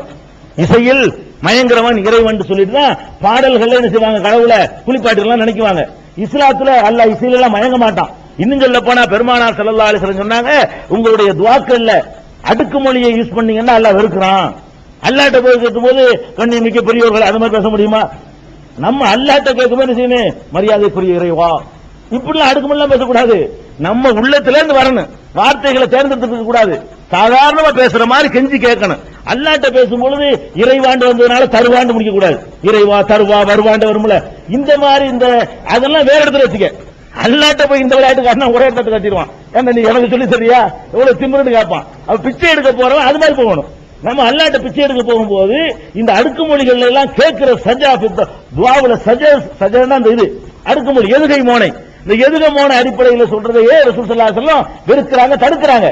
இவங்க என்ன பண்றாங்க, அல்லாஹ்வுக்கு இசைன்னு சொல்லிட்டு ரிபாயி தரிகான்னு தரிகா இருக்குங்க தமிழகத்துல, மேல பல இந்த பகுதியில் இருக்குது. ரிபாயி தரிகால என்ன பண்ணுவாங்க, இசைக்கருவி மியூசிக் அடிச்சுக்கிட்டு தான் எல்லாம் பண்றது. அது மாதிரி இந்த நூறுஷான்னு ஒண்ணு இருக்குது, இவனும் இசை மியூசிக் படிச்சு பாட்டு படிச்சு அல்லாஹ்வை தாளாட்டி தூங்க வைக்கிறதுக்காக வேண்டி பாட்டு படிச்சுக்கிட்டு திக்ர் செய்யக்கூடிய ஒரு கூட்டம் இருக்குது. ஷாதிலியா தரிகான்னு இருக்குது, இவங்க டான்ஸ் ஆடிக்கிட்டு திக்ர் செய்யறாங்க. காயல் படுத்தினதுக்காக கேளுங்களேன், காயல் பட்டு தான் போட்டதுக்கு கை தட்டிக்கிட்டு அல்லாஹ் திக்ர் செய்யறதுன்னா அல்லாஹ் எப்படி திக்ர் செய்ய சொல்றான், அது ஒரு முறை இருக்கு. இவங்க எப்படி செய்யறாங்கன்னு பாருங்க. இந்த சாதிலியா தரிகாவுல வரிசை நின்றுக்குவாங்க, நின்றுகிட்டு கையை கோர்த்துக்குவாங்க, கோர்த்து கொண்டு இதான் இருக்கிற இது என்ன இருக்கிற அது யூனிஃபார்ம் செய்வாங்க. இதுல இருட்டு திக்ர் வர இது வெளிச்சத்தில் ஆகாங்கிறது. இது என்னப்பா திக்ருன்னு கேட்டா அது சொல்றாங்க, இது நாங்க அல்லாஹ் தான் திக்ர் செய்யறோம். அல்லாஹ் இருக்குல்ல, அல்லாஹ்னா கொஞ்சம் டைம் எடுக்குதான். அல்லாஹ்வுடைய முதல் எழுத்தையும் கடைசி எழுத்தையும் எடுத்து அகுங்கிறாங்களாம். விஷயம் வழங்குதா? அல்லாஹ் இருக்குல்லங்க, அல்லாஹ்ன்ற தமிழ்ல எழுதுனீங்கன்னா ஆனாவை எடுத்துக்கிற வேண்டியது, இகன்னாவை எடுத்துக்கிற வேண்டியது, இல்லன்னா அவளான விட்டுற வேண்டியது. அல்லாஹ்வுக்கு ஒரு ஷார்ட் ஹேண்ட் மாதிரி, ஷார்ட் ஹேண்ட் எழுதுவோம்ல, அந்த மாதிரி அல்லாஹ்வுக்கு ஷார்ட் ஹேண்ட் தான் ஆகுங்கிறான். அப்ப ரஹீம் தான் ரம்மா, ரஹீம் ஷார்ட் ஹேண்ட் போட என்ன ஆகும், ரம் திக்ர் செய்யலாமா? அப்ப என்ன விளங்குறேன், அப்துல் காதர் ஒருத்தருக்கு பேர் வச்சு அருன்னு சொல்லலாமா? என்ன அருண் சுகமா இருக்கல ஒத்துக்குற வராங்க, இஸ்மாயில் இல்லுன்னு கூப்பிடலாமா? வர யோசிச்சு பார்க்கணும். நமக்கு சொன்னா கோவம் வருது இல்லைங்க, நம்முடைய பெயர்கள்ல எவனாவது ஒரு அசிங்கப்படுத்தினான்னு சொன்னா நம்ம கோவம் வருது. நம்ம என்ன பண்றோம், அல்லாஹ்வுடைய பேர்ல விளையாடுறோம். அல்லாஹ் அவனுக்குன்னு அழகான பேர் அவன் சுட்டிக்கிட்டு இருக்கான், அவன் பேரை சுருக்க நீ யாரு, மனுஷன் பேரை சுருக்கிறோம். மொஹிதீன் அப்துல் காதர் ஜிலானி, மொஹிதீன் அப்துல் காதர் பேர் வைப்பாங்க. எங்க ஊர்ல மைத்துக்காரன் கூடுவாங்க, வர மையத்துக்காரு வந்துட்டாராம், மொஹிதீன் அப்துல் காதர் சொல்றாங்களாம், மைங்காரு மைத்துக்காரு. அந்த மாதிரி மனுஷன் பேரை சுருக்கி தொலைச்சிட்டு போ. அல்லாஹ்வுடைய பேரை நீ மாத்திருக்கு நீ யாரு, அல்லாஹ்வுக்கு புது பேர் வைக்க நீ யாரு? வலில்லாஹில் அஸ்மாவுல் ஹுஸ்னா, அல்லாஹ்வுக்கு அழகான பேர் இருக்குது, ஃபதுஹு பிஹா, அதை கொண்டு நீங்கள் அழையுங்கள். அல்லாஹ் அந்த வாய் நிறைய சொல்லும் போது ஆவுக்கு ஒரு நன்மை, இல்லுக்கு ஒரு நன்மை, லாவுக்கு ஒரு நன்மை, இகுக்கு ஒரு நன்மை கிடைக்குமாப்பா. அதை சுருக்க நீ யாரு? ரஹ்மான் என்ற அந்த அர்த்தத்தை அப்படி உள்ளத்துல வாங்கி அளவற்ற அருளாளன் என்று சொல்லும் போது கிடைக்கிற அந்த இன்பம் ரன்னுண்டா கிடைக்குமா? ரஹ்மான்டா ரன்னு, ரஹீம்டா ரன்னு, ரம்மு, ஜப்பார்னா ஜர்ரு, வஹாப்னா ரப்பு. இது என்ன திக்ருங்கற? அப்ப இந்த மாதிரி ஒரு காரணத்தை காட்டிக்கொண்டு திக்ருங்கிற பேர்ல உண்டாக்கி மார்க்கத்தை பார்த்தா வெறுக்கிறாங்க. மைக்க போட்டுக்கிட்டு தூங்க முடியறது இல்ல, மைக்க போட்டு கத்துறாங்க ராத்திரில 1 மணிக்கெல்லாம். கத்துனா அந்த டான்ஸையும் ஆட்டத்தையும் பார்த்துட்டு வேற மாத்துக்காரங்க நினைக்கிறாங்க நமக்கு இவங்களுக்கு எந்த வித்தியாசம் இல்ல, எல்லாம் ஒண்ணுதான். சரி தனியா மார்க்கண்டாங்க, ஒரு வித்தியாசம். அதே கூத்து டான்ஸ் எல்லாம் நடக்குது பள்ளிவாசலுக்குள்ள. இந்த கூத்துகள் எல்லாம் பள்ளிவாசலுக்குள்ள நடக்குது. பள்ளிவாசல் டான்ஸ் ஆடக்கூடிய பள்ளிவாசல் நிறைய இருக்குது. அப்ப அல்லாஹ்வை தவிர யாரையும் அழைக்காதுன்னு சொன்ன இடத்துல இந்த மாதிரியான திக்ருகள் செய்யக்கூடிய காட்சியெல்லாம் பார்க்கிறோம். அகுங்கிறான், இன்னொருத்தன் ஹூங்கிறான் திக்ரு. ஹூண்டா என்ன அர்த்தம்? ஹூண்டா அவன் அவன்ங்கிற திக்ரா. அட ஒரு திக்ருண்டா புகழ்றதா அந்த ஒரு கருத்து இருக்கணும். அவன் அவன்கிற ஒரு திக்ரா. ஹூ ஹூ அவன் அவன் அவன் அவன் அவன் அவன்டா என்ன? ஹூக்கு அர்த்தம் என்ன? ஹூண்டா அவன். அரபு நாட்டுக்கு போனவங்க தெரியும். ஹூண்டா அவன், ஹீண்டா அவள், ஹுவான்னு சொல்றது ஹூம்பாங்க. அப்ப ஹுவாண்டா ஹூ அவன். நிறைய ஹுவல்லாஹுலாம் ஒரு குல் ஹுவல்லாஹு அவன் தான் அல்லாஹ்னு சொல்றோம்ல, அந்த ஹுவ தான். இந்த ஹுவ 2 தடவை போட்டுக்கிட்டு ஹூங்கிறான். அப்ப அல்லாஹ்வை திக்ர் செய்யறவங்கிற பேர்ல அல்லாஹ்வை கேவலப்படுத்தக்கூடிய முறையில எல்லாம் நம்மளை உண்டாக்கி வச்ச காட்சியெல்லாம் பார்க்கிறோம். எந்த அளவுக்குன்னா அந்த இருக்கிற தரிகாவில் நல்ல தரிகான்னு சொல்லுவாங்க, நக்ஷபந்தி. இந்த தர்கா எதிர்காவலாம் இல்ல எதிர்ப்பாங்க அப்படின்னு சொல்லுவாங்க. அந்த தரிகாவுடைய ஷேகுமார்கள் வரலாறு ஒரு புத்தகம் இருக்குது. அதுல பார்த்தோம்னு சொன்னா ஒரு ஷேக் என்ன பண்ணாரா, அந்த முரீது வந்து கேட்டாராம், நான் உங்களை மாதிரி ஆகணும். முரீது வந்து கேட்டாராம் ஷேக்கிட்ட. சிஸ்தியா ஷேகுமார்கள் வரலாறு புத்தகம் இருக்கு, அதை படிச்சு பாத்துக்கிறேங்க. முரீத கேட்டோன்னா நீ தாங்க மாட்டப்பா அப்படின்றாராம் இவரு ஷேக். இல்ல இல்ல நான் உங்களை மாதிரி ஆயித்தான் ஆகணும் அப்படின்ற உடனே இவர் எவ்வளவு சொல்லி பார்த்தாலும் கேட்கலையா. சரி தனியா ரூமுக்கு வான்னு சொல்லி அவர் போய் கட்டி பிடிச்சாராம். கட்டி பிடிச்ச உடனே இவராக அவர் ஆயிட்டாராம், யாராவது ஷேகாவே அவர் ஆயிட்டாராம். வெளியே வந்தா இவர் அவரை செத்துட்டாராம். அதனால இவருடைய பவரப்புறம் அப்படி ஏத்தி கட்டி பிடிச்சி இவருடைய பவரப்புறம் அவருக்கு கொடுத்துட்டு இவர் பணமா விழுந்துட்டாராம் ஷேக். கடைசியில் அந்த ஷேகா இவர் வெளியே வந்துட்டாராம். அந்த அளவுக்கு மகான்களுக்கு ஒரு பவர் இருக்குது அப்படின்னு தெரிஞ்சுக்காங்க. இது நல்ல தரிகாவா? இதுக்கு பேரு நல்ல தரிகா. இந்த தப்லீக்காரர்கள் ஆதரிக்கக்கூடிய தரிகா. இந்த தரிகா நக்ஷபந்தியா தரிகாவை தான் இவங்க எல்லாம் தப்லீக்காரங்களா தூக்கி பிடிப்பாங்க. அப்ப எதுக்கு இதை சொல்ல வரும்? ஜக்கரியா மௌலானாங்கறாங்களே தாலீம் தொகுப்பு, அவர்லாம் நக்ஷபந்தியா தரிகா ஷேக். அவர் நக்ஷபந்தியாங்கிற ஷேக்கு அவர் ஷேகா இருந்தார் தரிகாவுக்கு. அவங்க எழுதி வச்சுக்கிறேன்னா ஒரு அவுலியா வந்து ஜனாசாவை தூக்கிட்டு போனாங்களாம். தூக்கிட்டு போகும்போது மக்கள் எல்லாம் பேசிக்கிட்டாங்களாம், நல்ல மனுஷன் மோத்தா போயிட்டாரு. அவர் ஒண்ணு ஜனாசா எந்திரிச்சாராம் சந்தாக்குல இருந்து, ஒரு சிரிப்பு சிரிச்சாராம், நல்ல மனிதர்கள் சாவதில் மரப்படுத்திக்கிட்டாராம். இது என்ன தரிகா இது? இப்படி சொல்லக்கூடியவர் என்ன தரிகாவா இருப்பாரு? சிரிச்சுட்டு நல்ல மனிதர்கள் சாவதில்லைன்னு சொல்லிட்டு மறுபடியும் மண்டையை போட்டாரு. தப்லீக் தாலீம் தொகுப்புல இதை பார்க்கலாம்.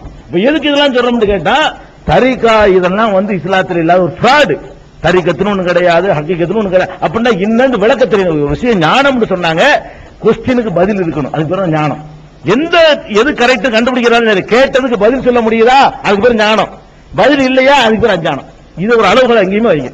கேள்வி கேளுங்க, இது என்னன்னு சொல்லுப்பா, என்னெல்லாம் இல்ல அதான் முடிஞ்சு வச்சுக்கிறது. அறியாமை, வெஞ்சானம் கிடையாது. அப்ப இந்த மாதிரி தரிகாக்களுடைய மாயையில நம்ம விழுந்துடக்கூடாது. அதுவும் ஒரு சிறுக்கு, ஒரு மனிதனை அல்லாஹ் ஆக்கும். வேற வேற மார்க்கங்கள்ல எல்லாம் சிறுக்கு இப்படித்தான் நுழைஞ்சிச்சு. இந்த பாதிரியார்களை இன்னும் சொல்ல போனா அல்லாஹ் குர்ஆன்ல சொல்றான்ல, இத்தகது அஹ்பாரஹும் ஒரு ருபானகும் அர்பாபும் இந்துனில்லா, இவர்கள் வந்து தங்களுடைய மத குருமார்களையும் பாதிரிகளையும் கடவுளாக்கி விட்டார்கள் அல்லாஹ் குர்ஆன்ல சொல்றான். யார சொல்றான்? யூதர்களையும் கிறிஸ்தவர்களையும் பற்றி அல்லாஹ் பேசும் பொழுது தங்களுடைய பாதிரிமார்களை கடவுளாக்கி விட்டார்கள். யாராச்சும் கடவுளாக்குனாங்களா? பாதிரியார கடவுள்ல சொன்னாங்க, பாதிரியாருக்கு செலவு வச்சா கும்பிட்டாங்க, ஈசாவை கடவுள்டாங்க, சரி.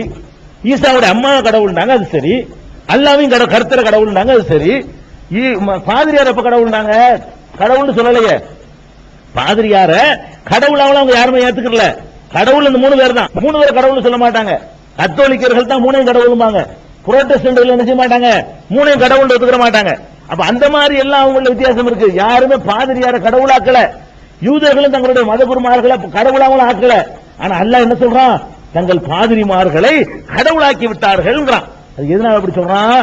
இந்த வேலை தான் செஞ்சாங்க. இந்த பாதிரியார்கள் வந்து நம்மளை அப்படி பக்குவப்படுத்திடுவாங்க, அப்படி கையை வச்சவன அப்படி என்னமோ இறங்கிரும், நமக்கு கல்யாணம் பண்ணும்போது தலையில கை வைப்பாரு, அப்படி பவர் எல்லாம் இறங்கிருமா. இப்படி நினைக்கிறது தான் கடவுளுங்கிற அல்லாஹ். யாரு நீங்க தான் கடவுள், நீங்க தான் எங்களுக்கு பிள்ளைய தரணும் நம்மால கேட்ட மாதிரி கூட அவங்க கேட்கல. கிறிஸ்தவர்கள் பாதிரியார்களை கடவுளாக்கிட்டாங்க நல்லா சொல்றாங்க. அவர்கள் இந்த முரீது விளையாட்டுக்க இதே நம்பிக்கை தான். மத குருமார்களை பற்றி என்னமோ ஒரு தனித்தன்மை பெற்றவர்கள் மாதிரியும், அவர்களுக்கு தனியா எக்ஸ்ட்ரா பவர் இருக்கிற மாதிரியும், அவர்களோட பாக்குறது பாக்கியம் மாதிரியும், அவர்களை தொடுவது பாக்கியங்கிற மாதிரியும், அல்லாட்ட மன்னிப்பு வாங்கி தரவங்க மாதிரியும். எப்படி அந்த கூண்டு இருக்கும், மன்னிப்பு கேட்கணும், கூண்டில் நின்று கொண்டு யார் நிப்பா, அந்த பக்கம் பாதிரியார் இருப்பாரு, இவர் கடவுள்கிட்ட கேட்கிற மன்னிப்பு இவர்கிட்ட கேட்கணும். இவர் என்ன செய்வாரு, மன்னிச்சிருன்னு சொல்லுவாரு, சொல்லிட்டு சீட்டு கொடுப்பாரு. மன்னிக்கிறதுக்கு என்ன செய்வாரு, ஒரு சீட்டு ஒண்ணு ஒரு கொடுப்பாரு. அந்த சீட்டை கபர்ல போட்டு அடக்கம் பண்ணிடுவாங்க. அந்த சீட்டையும் போட்டு அந்த கல்லறைக்குள்ள வச்சு பெட்டியில வச்சு அடக்கம் பண்ணிடுவாங்க. அவரை விசாரணைக்கு வரும்போது சீட்டை பார்த்துட்டு சரி இவர் மன்னிப்பு வாங்கினவரு அப்படின்னு விட்டுட்டு போயிடுவாங்களாம். இதே மாதிரிங்க சிரிக்கிறதுக்கு சிரிக்கிறீங்கல்ல, இதே மாதிரி சீட்டு கொடுக்குற தரிக்கா இருக்கு. ஷேகிட்ட இஸ்லாத்துக்குள்ள இவங்க சீட்டு கொடுக்குறாங்க. முரீது வாங்கின உடனே ஒரு சீட்டு ஒண்ணு கொடுத்துருவாங்க மரண ஓலை. அந்த ஓலையை கொண்டே போட்டோம்னு சொன்னா முன்கர் நிக்கிற அரண்டு ஓடி வரான். அவற்றை வாங்கினாலா அப்துல் காதர் ஜிலானி விட்டுருப்பா, அப்துல் காதர் ஜிலானி வாங்கியிருக்க அந்த தரிகாவில் வந்திருக்காரு அப்படின்னு சொல்லி இங்கேயும் சீட்டு கொடுக்கிறது. சீட்டு கொடுத்தவரை இது பண்றது. இன்னும் சொல்ல போனா எத்தனை ஷேகுமார்களுங்க ஷேகுனால சோத்துக்கலாக தானே இருப்பான். இவன் தான் ஷேக் ஆகுறது, சம்பாதிக்கிறதுக்கு தானே ஷேக்குங்கிறது. இந்த மாதிரி இருக்கிறவன் பெரிய கோடீஸ்வரனை முரீதாக்கி அவனை பயங்காட்டி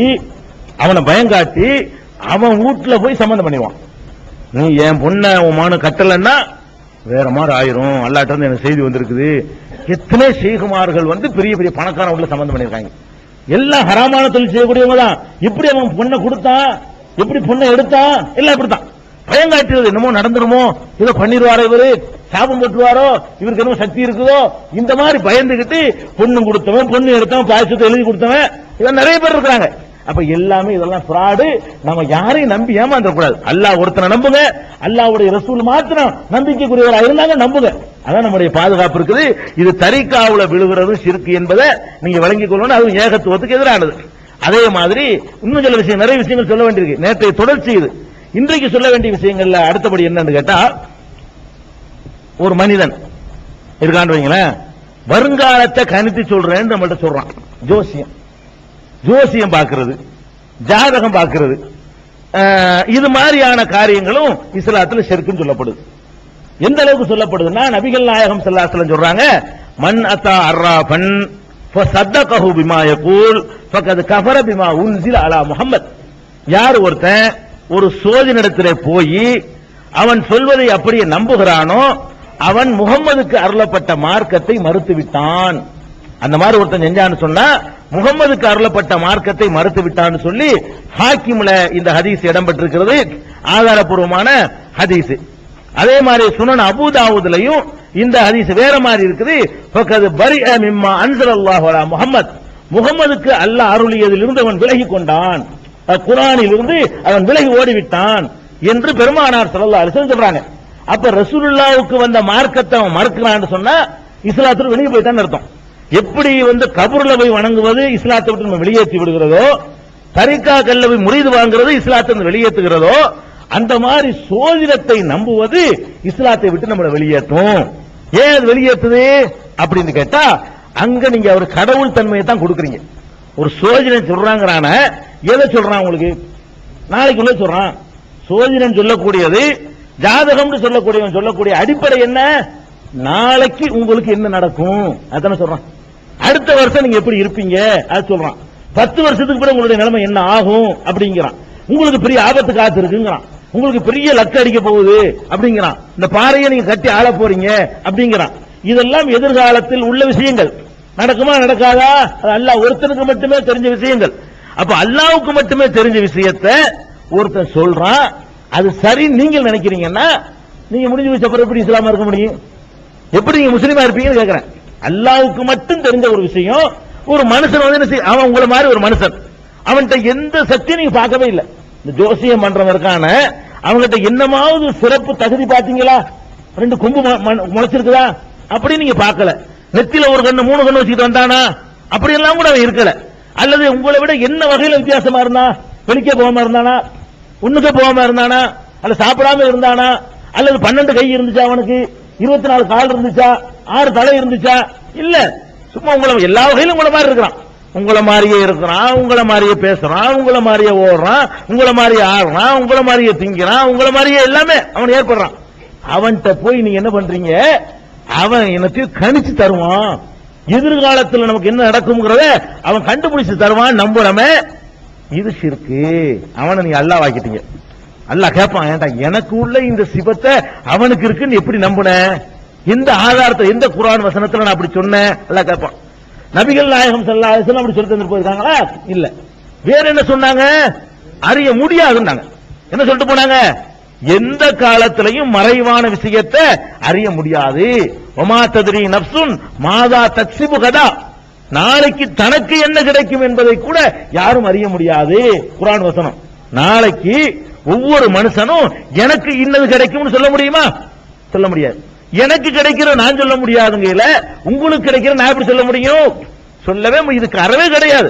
அது பால் கிதாபுங்கிற பேர்ல இருந்தாலும் கிடையாது, அது ஜோசியம்ங்கிற பேர்ல இருந்தாலும் கிடையாது. வேற மாதிரி மை போட்டு பாக்குறது வெத்தில என்னென்ன வகையெல்லாம் கண்டுபிடிச்சிருக்கான்னு பாருங்க. இதுக்கு ஒருத்தன் கிளிய வச்சுக்கிறான், கிளிய வச்சுக்கிட்டு என்ன பண்ணுது, அது ஒரு வாயில்லா ஜீவன், இவன் பகுத்தறிவு உள்ளவன், இவன் கிளிக்கு தெரியும் நினைக்கிறான் பாருங்க. கிளிக்கு இவனை விட அறிவு கூட நினைக்கிறான் பாருங்க. நம்மளை விட இந்த கிளிக்கு என்ன இருக்குது, அறிவு ஜாஸ்தி நினைச்சு அது ஒரு அட்டையை எடுத்து போடும். அது கரெக்டா சொல்லி வச்ச மாதிரி நாலாவது அட்டை கரெக்டா எடுக்கும், அவ்வளவுதான். ட்ரைனிங் கொடுப்பான். எடுத்து முதல் அட்டை எடுக்காம கரெக்டா நீ கவனிச்சுட்டு இருந்தீங்கன்னா ஒவ்வொரு தடவையும் ஒரு கிளி 7வது அட்டை எடுத்தா 7 ஆட்டம் தான் எடுத்துட்டு இருக்கும். வணங்குதா? அதை அடிக்க மாத்தி மாத்தி வச்சிருவான், எடுத்து மாற்றி.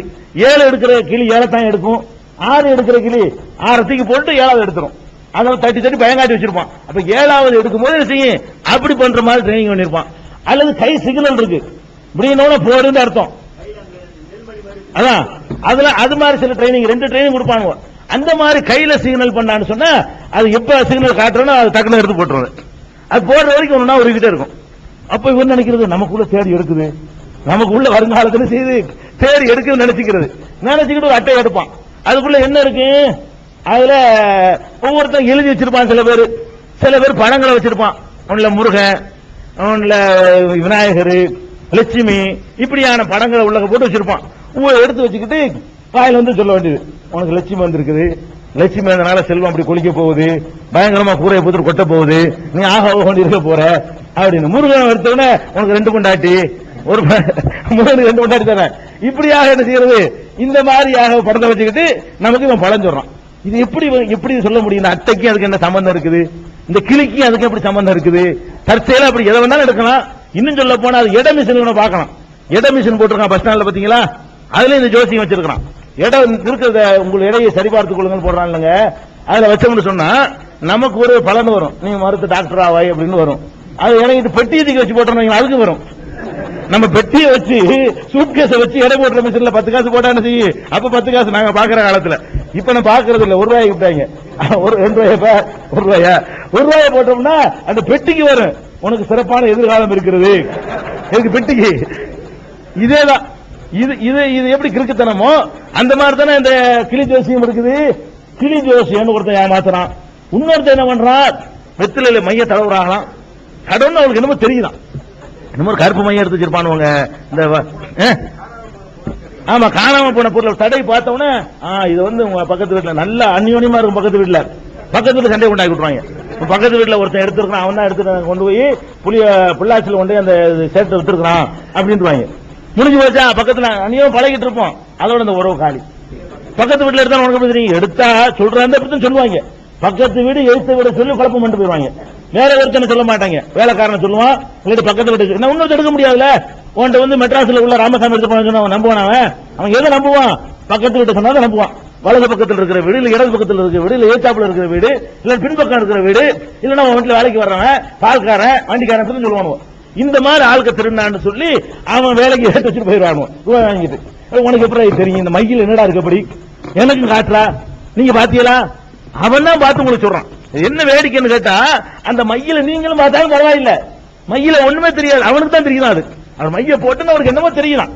அப்ப இந்த மாதிரி மை போட்டு பாக்குறது, கிளிய வச்சு பாக்குறது, கைய பிடிச்சு பாத்துக்கிட்டு ரேகையை வச்சுக்கிட்ட சொல்றது. ரேகையை வச்சுக்கிட்டு செய்வாரு, அந்த இது சூப்பர் ரேகை, எனக்கு பிரதமர் அவர் ரேகை இருக்குண்டா ஒருத்தன். இந்த மாதிரி வர்றதுனால இந்த மாதிரி வருது பத்தியில பெருக்கல் மாதிரி. இது பெரிய ராஜயோகம், நீ ராஜாவாக போறேன் அந்த டெஸ்ட் பண்றதுக்காக கேட்கறது, என்னென்ன கிறுக்குத்தனம் பண்றாங்கன்னு பாக்குறதுக்காக வேண்டி. அப்ப அந்த மாதிரி அது மாதிரியான ஜோசியம், அது மாதிரி நியூமராலஜி சில பேர் நம்ம கரெக்ட் நினைக்கலாம். இருக்கிற பேர்களை அழகான பெயர்களை வச்சிருப்பான். அப்துல் ரஹ்மான் சொல்லி அவன் நம்பரை கூட்டி பார்த்து சரியா வரலன்றான். 2 ஏ போட்டு அப்துல் ரஹ்மான் மாத்திக்குவான். ஒரு ஏ போட்டா சரியா வராது. என்ன செய்யணும்? ஒரு ஏ இன்னொரு நம்பர் குறையுது, உனக்கு 18 வரக்கூடாது, 19 வரணும், அதனால ஒரு நம்பர் சேர்த்துக்க. எப்படிங்க சேர்க்கிற? ஒரு ஏ போட்டுக்க.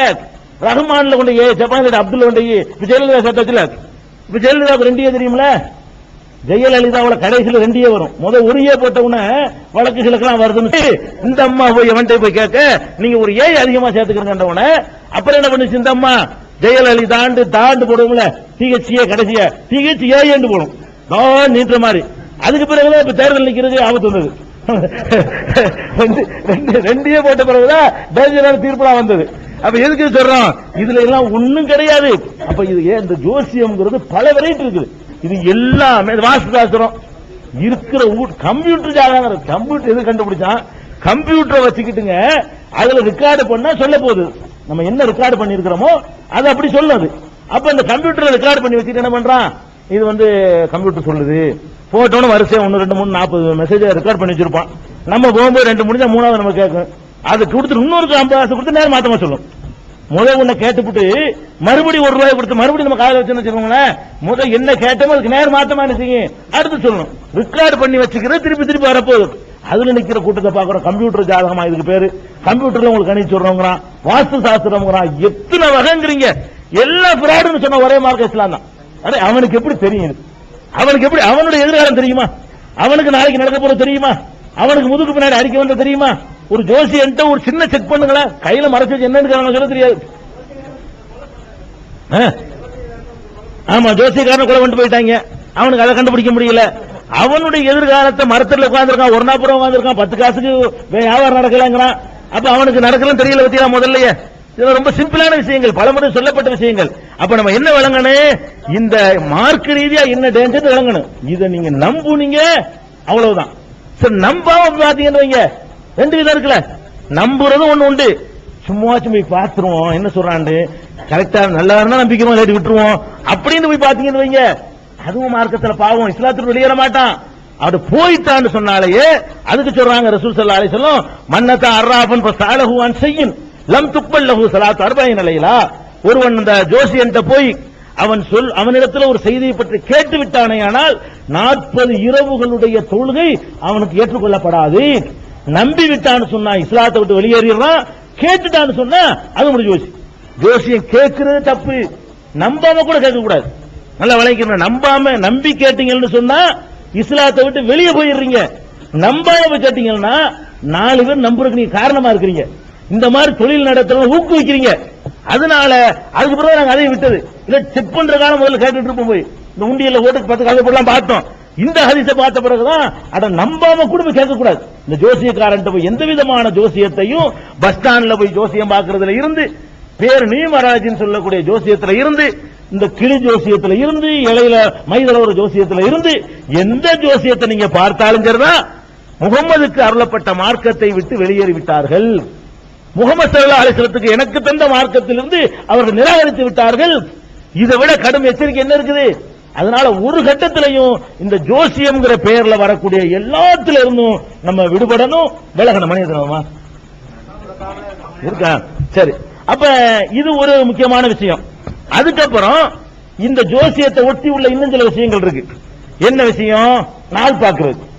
இந்த ஜோசியத்தை நம்புறது எப்படி தர்காவை நம்புறது ஷிர்காவுமோ, ஏகத்துக்கு எதிரானதோ, அதே மாதிரி ஜோசியர்கள் வருங்காலத்தை கணித்து சொல்வார்கள் என்று நம்புறது எப்படி ஷிர்கானதா இருக்கிறதோ, அதே மாதிரி காலம் நமக்கு நல்லதை செய்யும், காலம் நமக்கு கெட்டதை செய்யும். இந்த நாள் நமக்கு நல்லது செய்யக்கூடிய வெள்ளிக்கிழமையா நமக்கு நல்லது செய்யக்கூடிய நாள், திங்கக்கிழமையா அது நமக்கு நாசத்தை உண்டாக்குற நாள், புதன்கிழமையா பொண்ணு கிடைச்சாலும் புதன் கிடைக்காது என்றெல்லாம் சொல்றாங்க பழமொழி. பொண்ணுன்னாலும் கிடைச்சிருமா, புதன் கிடைக்காதான். செவ்வாய் வருவாயா, செவ்வாயில் ஆரம்பிச்சா அது வெறுவாயா போயிருவான். சனின்னா சனி பிடிச்சிருமா. அப்ப சனி போனா சனியம் போயிருப்பாங்க. அப்ப சனி சனியனை உண்டாக்குறது, செவ்வாய் தர்த்திரியம் முடிச்ச நாள், புதன்கிறது பொண்ணு மாதிரியான நாள். இப்படி நாட்களை பற்றி நம்ம நம்புறது அவங்களை அல்லாஹ் வாக்குறோம்னு அர்த்தம். நீங்க என்ன ஆக்கிப்படுறீங்க? இப்ப அல்லாஹ் செய்யற அந்த வேலைய நீங்க யாரு செய்வான்னு நினைக்கிறீங்க? நாள் செய்யும் நினைக்கிறீங்க. வெள்ளிக்கிழமை நல்லது செய்யும், திங்கக்கிழமை கெட்டது செய்யும், செவ்வாய்க்கிழமை நல்லது செய்யும், அல்லது ரபியுல் அவல் நல்லது செய்யும், துல்ஹஜ் மாசம் நமக்கு கெட்டது செய்யும், சபர் மாசம் பீடையை செய்யும் என்று சொல்லி காலத்துல குறை சொல்றது, காலத்தின் மீது பழி போடுவது, காலத்தினுடைய கால கொடுவினைங்கிறது. ஏதாவது நடந்துருச்சுன்னா செய்வாங்க, கால கொடுவினையே அப்படிம்பாங்க. எந்த ஊர்ல சர்வசாதாரண கால கொடுவினை நல்ல தமிழ் தான் அது, ஆனால் அது நல்ல இஸ்லாமிய மரபுல சொல்லக்கூடாத வார்த்தை. அப்ப இந்த காலத்தின் மீது பழி சொல்றது இதுகளெல்லாம் இருக்குது. இதுல அல்லாஹ் என்ன சொல்றான், தில்கல் ஐயாமும் நுதாவிலுஹா பைனன் நாஸ், அழகா சொல்றான். அதாவது இந்த போர்க்களத்துல உஹது போர்ல முஸ்லிம்களுக்கு தோல்வி ஏற்பட்டு போச்சு.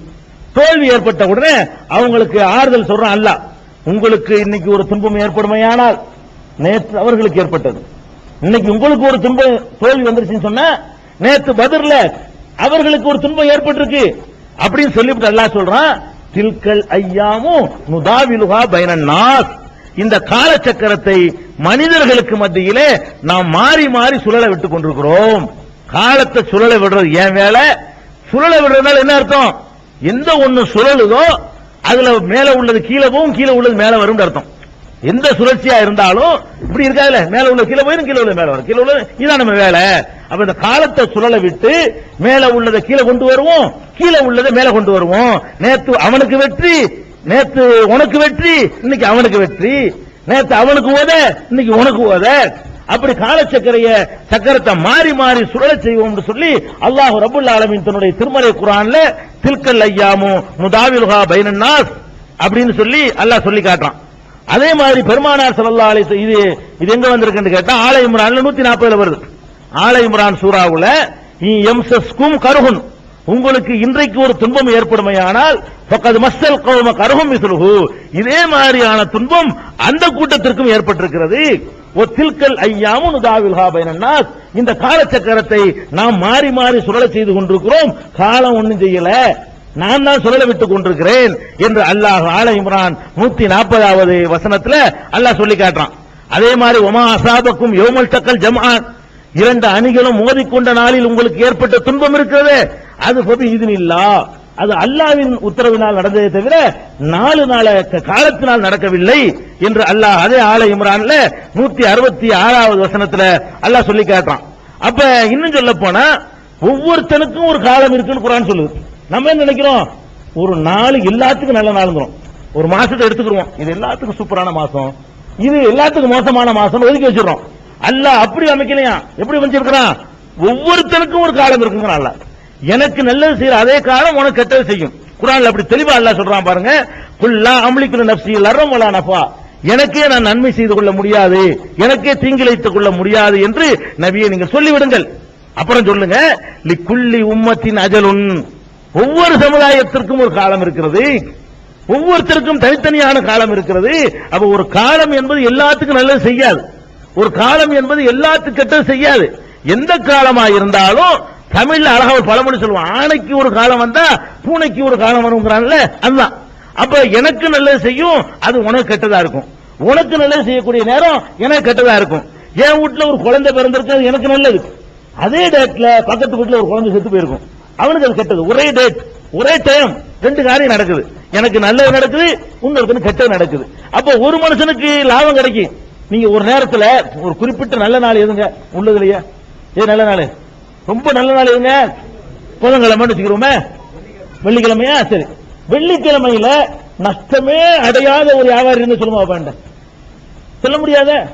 வெள்ளிக்கிழமை என்றாலும் மௌத்து ஏற்படுது, பறக்கவும் செய்யுது, வெள்ளிக்கிழமை நஷ்டம் ஏற்படுது, லாபமும் கிடைக்குது. கொஞ்சம் பேருக்கு லாபம், கொஞ்சம் பேருக்கு நஷ்டம். அப்ப ஆட்களை பொறுத்துதான் விதி தீர்மானிக்கப்படுதே தவிர நாட்களை வச்சு இல்ல.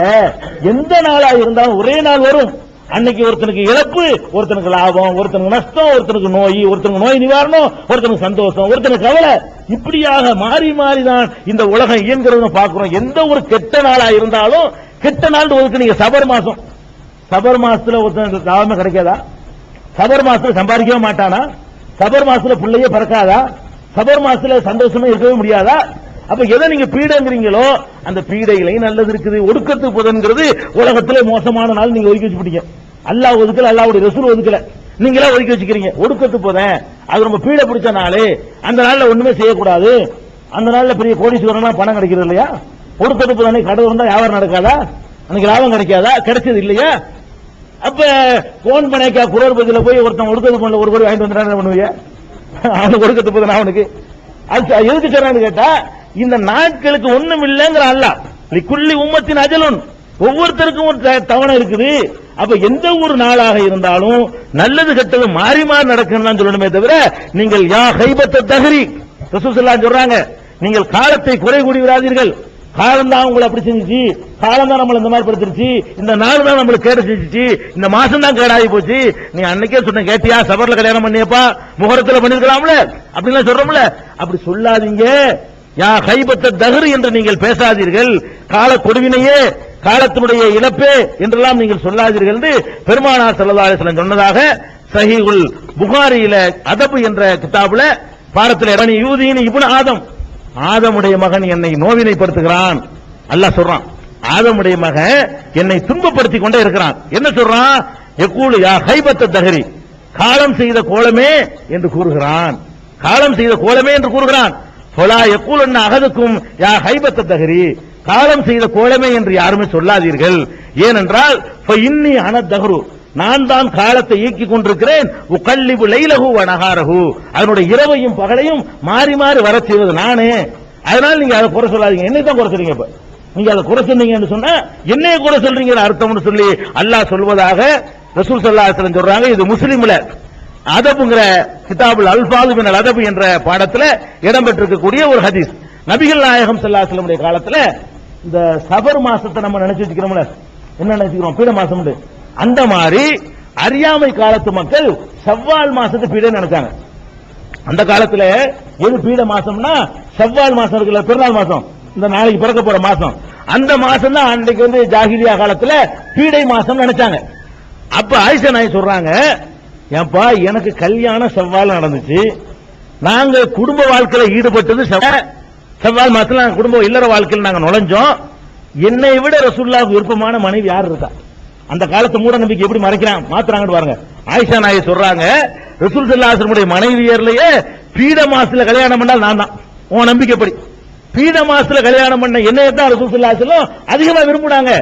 நான் தான் அவர்களுக்கு ரொம்ப விருப்பமான மனைவியா இருந்தேன். அப்ப என்னை விட ரசூலுல்லாஹ்வுக்கு விருப்பமான மனைவி யாரு இருந்தான்னு சொல்லி அப்படி தர்க்கரீத லாஜிக் அடிக்கிறாங்க. அப்ப கெட்ட நாள்ங்கிறியப்ப அந்த கெட்ட நாள்ல கல்யாணம் பண்ணி நான் நல்லா இருக்கேன் பாத்தியா அப்படின்னு சொன்னாங்களே, அந்த மார்க்கத்துல செவ்வாழ அல்லாஹ் என்ன பண்ணி பார்த்தான், செவ்வாழ பீடங்கிறியா அன்னைக்கு பெருநாளைக்கு விட்டான்ல. நம்மளுக்கு என்ன அல்லாஹ் மாத்துறதுக்காக வேண்டி எதுக்கு செவ்வால் பெருநாள் ஆகுது? செவ்வால் முத பிறகு பெருநாள், ரமலான் முடிஞ்ச மறுநாள் பெருநாளுங்கிறோம். அந்த மாசம் பீட மாசம் அவனுக்கு ஜாகிலியாக்களுக்கு அல்லாஹ் வேணும்னு மாத்துறான். பீடையாடா உலகம்லாம் மகிழ்ச்சியா கொண்டாட வைக்கிறோம் பாடுறான்னு சொல்லி அன்னைக்கு எல்லாம் நம்மள பெருநாள் கொண்டாட வச்சுட்டான், சந்தோஷமா கொண்டாடுன்ட்டான். அப்ப அல்லாஹ் அதை மாத்துறான். ஆயிஷா நாயகி சொல்லி காட்டுறாங்க, அந்த சஃபர்ல நான் செவ்வால்ல கல்யாணம் பண்ணி நான் மகிழ்ச்சியா இருக்கிறேன். இது முஸ்லீம்ல கிதாபு நிக்காஹ்ல, நிக்காஹ் என்ற பாடத்துல முஸ்லீம்ங்கிற ஹதீஸ் நூல்ல ஆமா அதையும் சேர்த்துக்கலாம். இந்த முஹர்ரம் 10ஆம் நாள் எடுத்துக்கிறங்க, 2 சம்பவம் நடக்குது. என்ன சம்பவம் நடக்குது? அன்னைக்கு தான் ஹுசைன் கொல்லப்படுறாங்க. ஹுசைன் ரலியல்லாஹு அன்ஹு கொல்லப்பட்டது எப்ப? முஹர்ரம் 10ல. ஒரு நல்லடியார் கொல்லப்படுறார். அதனால கெட்ட நாள் சொல்ல முடியுமா? சொல்ல முடியாது. ஏன்னா அதே தினத்துல தான் மூசா நபி காப்பாற்றப்பட்டாங்க. ஒரே நாள் அதே முஹர்ரம் 10ல மூசா நபி அல்லாஹ் காப்பாத்துறான். ஆத்துல கடல்ல மூழ்கடிக்கப்படாமல் ஃபிரௌனை மூழ்கடிச்சு இவங்களை காப்பாத்துறான். அதே தினத்துல ஹுசைன் ரலியல்லாஹு அன்ஹு கொல்ல வைக்கிறான். அந்த நாளுக்கு சக்தி இல்ல. ஒரே நாள்ல ஒரு நல்லது நடக்குது, ஒரு கெட்டது நடக்குது. அந்த முஹர்ரத்தினுடைய அந்த ஒரு நாளை சிந்திச்சா கூட இந்த மூட நம்பிக்கையில நம்ம விடுபட்டுற முடியும்.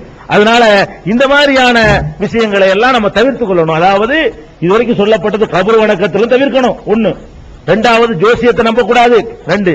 3வது விஷயம் என்னன்னு கேட்டா காலத்தின் மீது பழி போடக்கூடாது. நல்ல நாள் கெட்ட நாள் இருக்கு நம்ப கூடாது.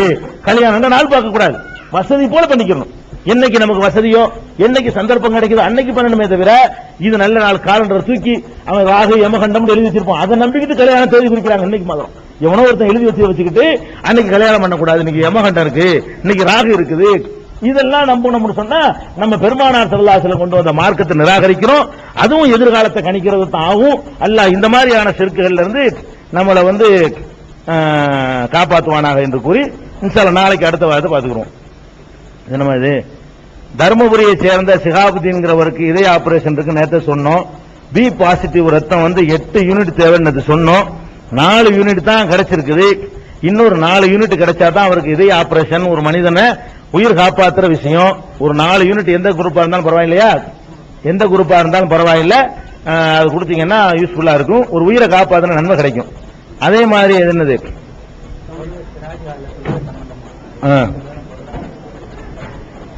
சரி அன்னூர் பாயை பார்க்கணுமா இவங்க 2 பேரும்? அப்துல் சலாமும் நிஜாமுதீன் 2 பேரும் மாநில பொருள் அன்னூர் பாயை பார்க்கணும். அடுத்த முக்கியமான அறிவிப்புமா ஃபித்ராவுடைய அறிவிப்பு ஒன்று இருக்குது, என்ன வழங்கிக்கணும். ரமலான் மாசத்துல நமக்கு ஒரு முக்கியமான ஒரு கடமை சுமத்தப்பட்டிருக்குது. என்ன கடமை? நம்ம பெருநாள் கொண்டாடுற மாதிரி நம்ம சமுதாயத்தில் உள்ள ஏழை மக்கள், வசதி இல்லாதவங்க, அவங்களும் சந்தோஷமாக பெருநாள் கொண்டாடணுங்கிறதுக்காக வேண்டி இஸ்லாமிய மார்க்கம் என்ன செய்யுதுன்னு கேட்டா, நோன்பு பெருநாளைக்கு நமக்கு ஒரு கடமை உண்டாக்கி இருக்கு.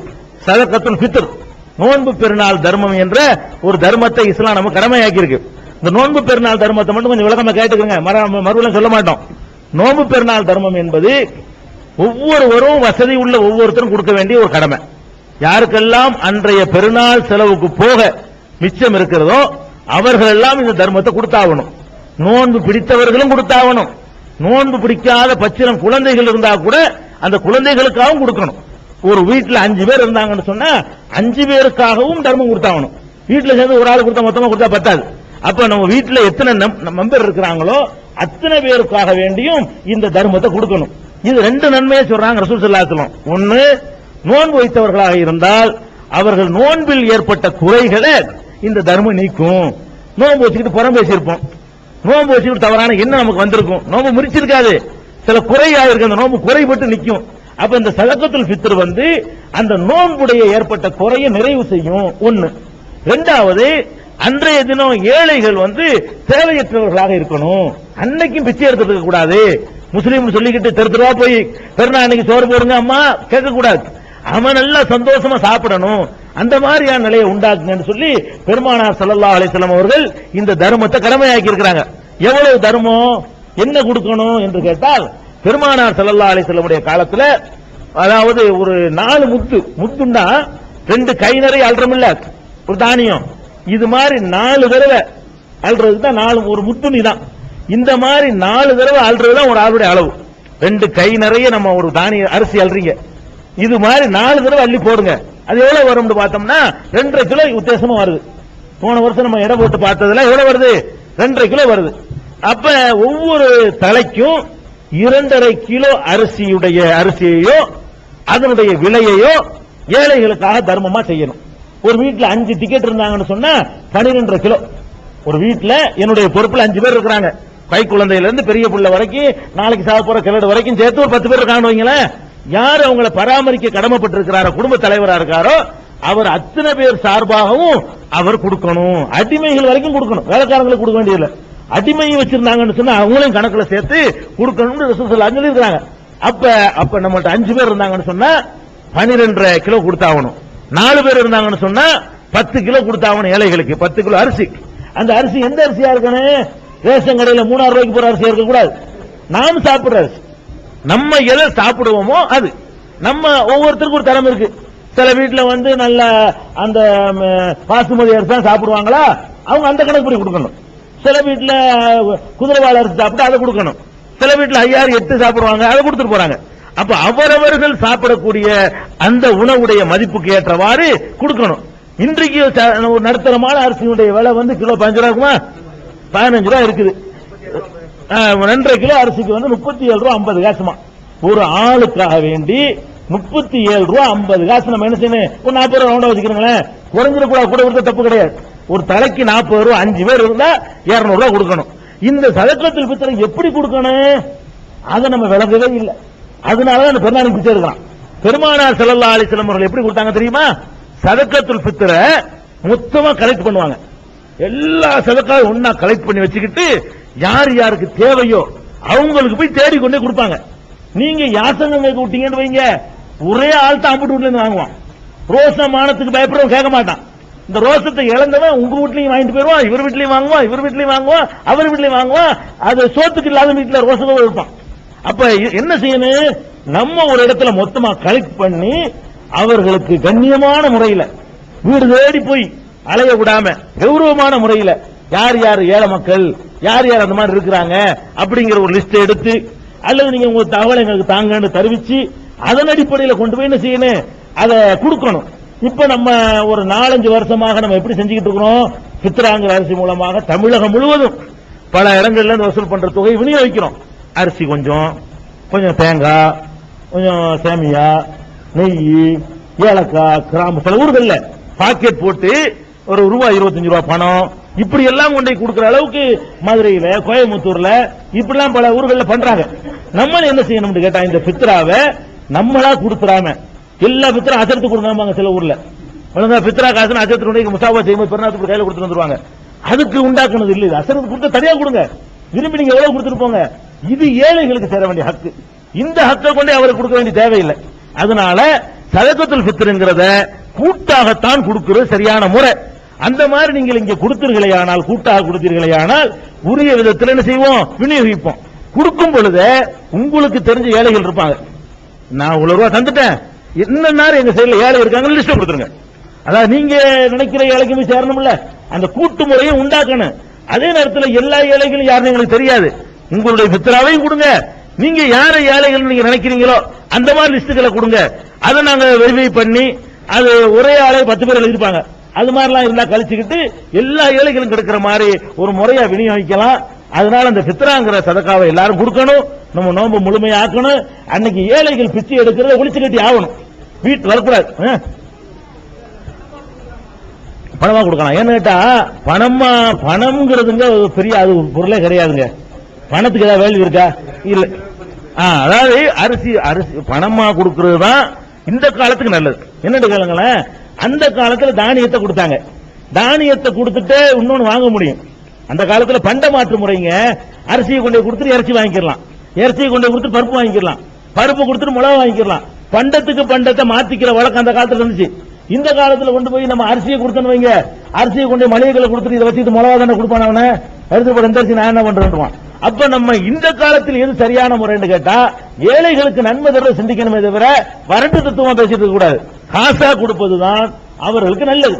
மொத்தமா காசா கொடுக்காட்டா கூட அவங்களுக்கு எவ்வளவு அரிசி வேணும், எவ்வளவு தேங்காய் வேணும், எவ்வளவு முட்டை வேணும், எவ்வளவு நம்ம என்னென்ன செய்வோமோ அதுக்கு என்னென்ன வேணுங்கிறத பார்த்து அப்படி கொண்டு கொடுக்கலாமே. மொத்தமா காசாவே கொடுத்துறாம கூட அது மாதிரி எல்லாம் நம்ம என்ன செய்யலாம், கொடுக்கலாம். அந்த ஏழைகள் வீட்டுல அன்னைக்கு வந்து சந்தோஷமா அடுப்பு எரியணும். வாழ்க்கையில ஒரு நாள் நம்ம சாப்பிடுற மாதிரி எல்லாரும் சாப்பிடணும். அன்னைக்கு அந்த தினத்துல ஒரு ஆள் கூட நம்ம சாப்பாட்டு குறைஞ்ச சாப்பாடு சாப்பிடக்கூடாது. அந்த மாதிரி மகிழ்ச்சியான முறையில ஒரு பெருநாளை ரசூலுல்லாஹ் தந்திருக்கிறாங்க. உலகத்துல இஸ்லாத்துல மாத்திரம் தான் அடுத்தவர்களை சந்தோஷமாக்குறது வந்து பெருநாளாக்கி வச்சிருக்குது. அது அர்த்தமுள்ள நம்ம ஆக்கணும். நீங்க நாளையில இருந்து கொடுக்க ஆரம்பிக்கலாம். விநியோகிக்கிறது தான் நம்ம வந்து பெருநாளைக்கு 3 நாளைக்கு வந்து கொடுத்துருக்காங்க. நீங்க கொண்டாந்து தந்து விநியோகிக்கும் போது பார்த்து வருவோம். நீங்க கொடுக்கறாங்க என்ன செய்யலாம், நாளையில இருந்து கொடுக்க ஆரம்பிக்கலாம். கொடுத்தீங்கன்னா அதுக்கு ரிசிப்ட் கொடுத்துருங்க. ரிசிப்ட் இருக்கா மேல ஏதாவது தாமுக ரிசிப்ட் கொடுத்துட்டு இருக்குல்ல, ரிசிப்ட் வாங்கிக்கிறேன். கொடுத்ததுக்கு நீங்க பரிந்துரை பண்றாங்க பண்ணிக்கலாம். எங்க ரூபாண்டாங்க 500 ரூபா இருக்கு, எங்க 400 ரூபா 10 பேருக்கு உள்ளது இந்தாங்கன்னு கொடுத்துட்டு, எங்க தெருவில் 3 ஏழை இருக்கிறாங்க, இன்னும் டோர் நம்பர் அட்ரஸ் அப்படின்னு எழுதி கூட நீங்க என்ன செய்யணும், பரிந்துரை செஞ்சீங்களே. ஆனால் உரிய முறை விநியோகிப்போம். இந்த கூட்டா விநியோகிக்கிற முறை வரணும். அப்பதான் எல்லாத்துக்கும் கிடைக்கும். செய்யலாமா? இன்ஷா அல்லாஹ். சுப்ஹானல்லாஹ். திருக்குரானின் அறிவியல் சான்றுகள் பாகம் 2. இஸ்லாம் பெண்கள் உரிமையை பறிக்கிறதா? பிறை ஒரு விளக்கம். இஸ்லாம் ஒரு இனிய மார்க்கம். நபி தோழியர் வரலாறு. குற்றச்சாட்டுகளும் பதில்களும். நோன்பு. இயேசு இறைமகனா? வருமுன் உரைத்த இஸ்லாம். உண்மை தோழர் அபூபக்கர் அலி. பெண்களுக்கான நபி வழி சட்டங்கள். அறிவுச்சுடர் அன்னை ஐசார் அலி. இஸ்லாத்தில் சொர்க்கம் நரகம். நபி தோழர்களும் நமது நிலையும். துவாக்களின் தொகுப்பு. முகைதீன் மௌலிது ஒரு ஆய்வு. குரானை எளிதில் ஓதிட.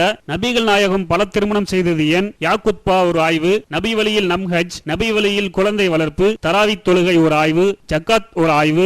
இஸ்லாத்தில் இல்லறம். கியாமத் நாளின் 10 அடையாளங்கள். நபிகளாரின் நற்போதனைகள். மன்னரை வாழ்க்கை. பைபிளில் நபிகள் நாயகம். இஸ்லாத்தின் பார்வையில் பில்லி சூனியம். தர்கா வழிபாடு. நபிகளாரின் இறுதி நாட்கள். இஸ்லாமிய கொள்கை. சரியான ஹதீஸ்களும் தவறான ஹதீஸ்களும். சந்திக்கும் வேளையில் கொள்கை விளக்கம். பேய் பிசாசு உண்டா? கற்பனை கதைகள். நவீன பிரச்சனைகளும் தீர்வுகளும். தப்லிக் தாகலின் தொகுப்பு. சுபகான மௌலிது ஒரு ஆய்வு. மனிதனுக்கேற்ற மார்க்கம். நேர்ச்சையும் சத்தியம். நிச்சயமும் மனனம் செய்வோம். விளக்கப்பட்ட உணவுகள், அர்த்தமுல்லா இஸ்லாம், குர்பானியின் சட்டங்கள், தொழுகை, இஸ்லாத்தின் பார்வையில் கனவுகள், இஸ்லாமிய திருமணம், இறைவனிடம் கையேந்துங்கள், மிராஜும் அதன் படிப்பினைகளும், வேதம் கொடுக்கப்பட்டோர் யார் மற்றும் prophet Muhammad the greatest man. Moon publication 83/3 Moore தெரு, முதல் மாடி, மண்ணடி, சென்னை 1. Phone number 656908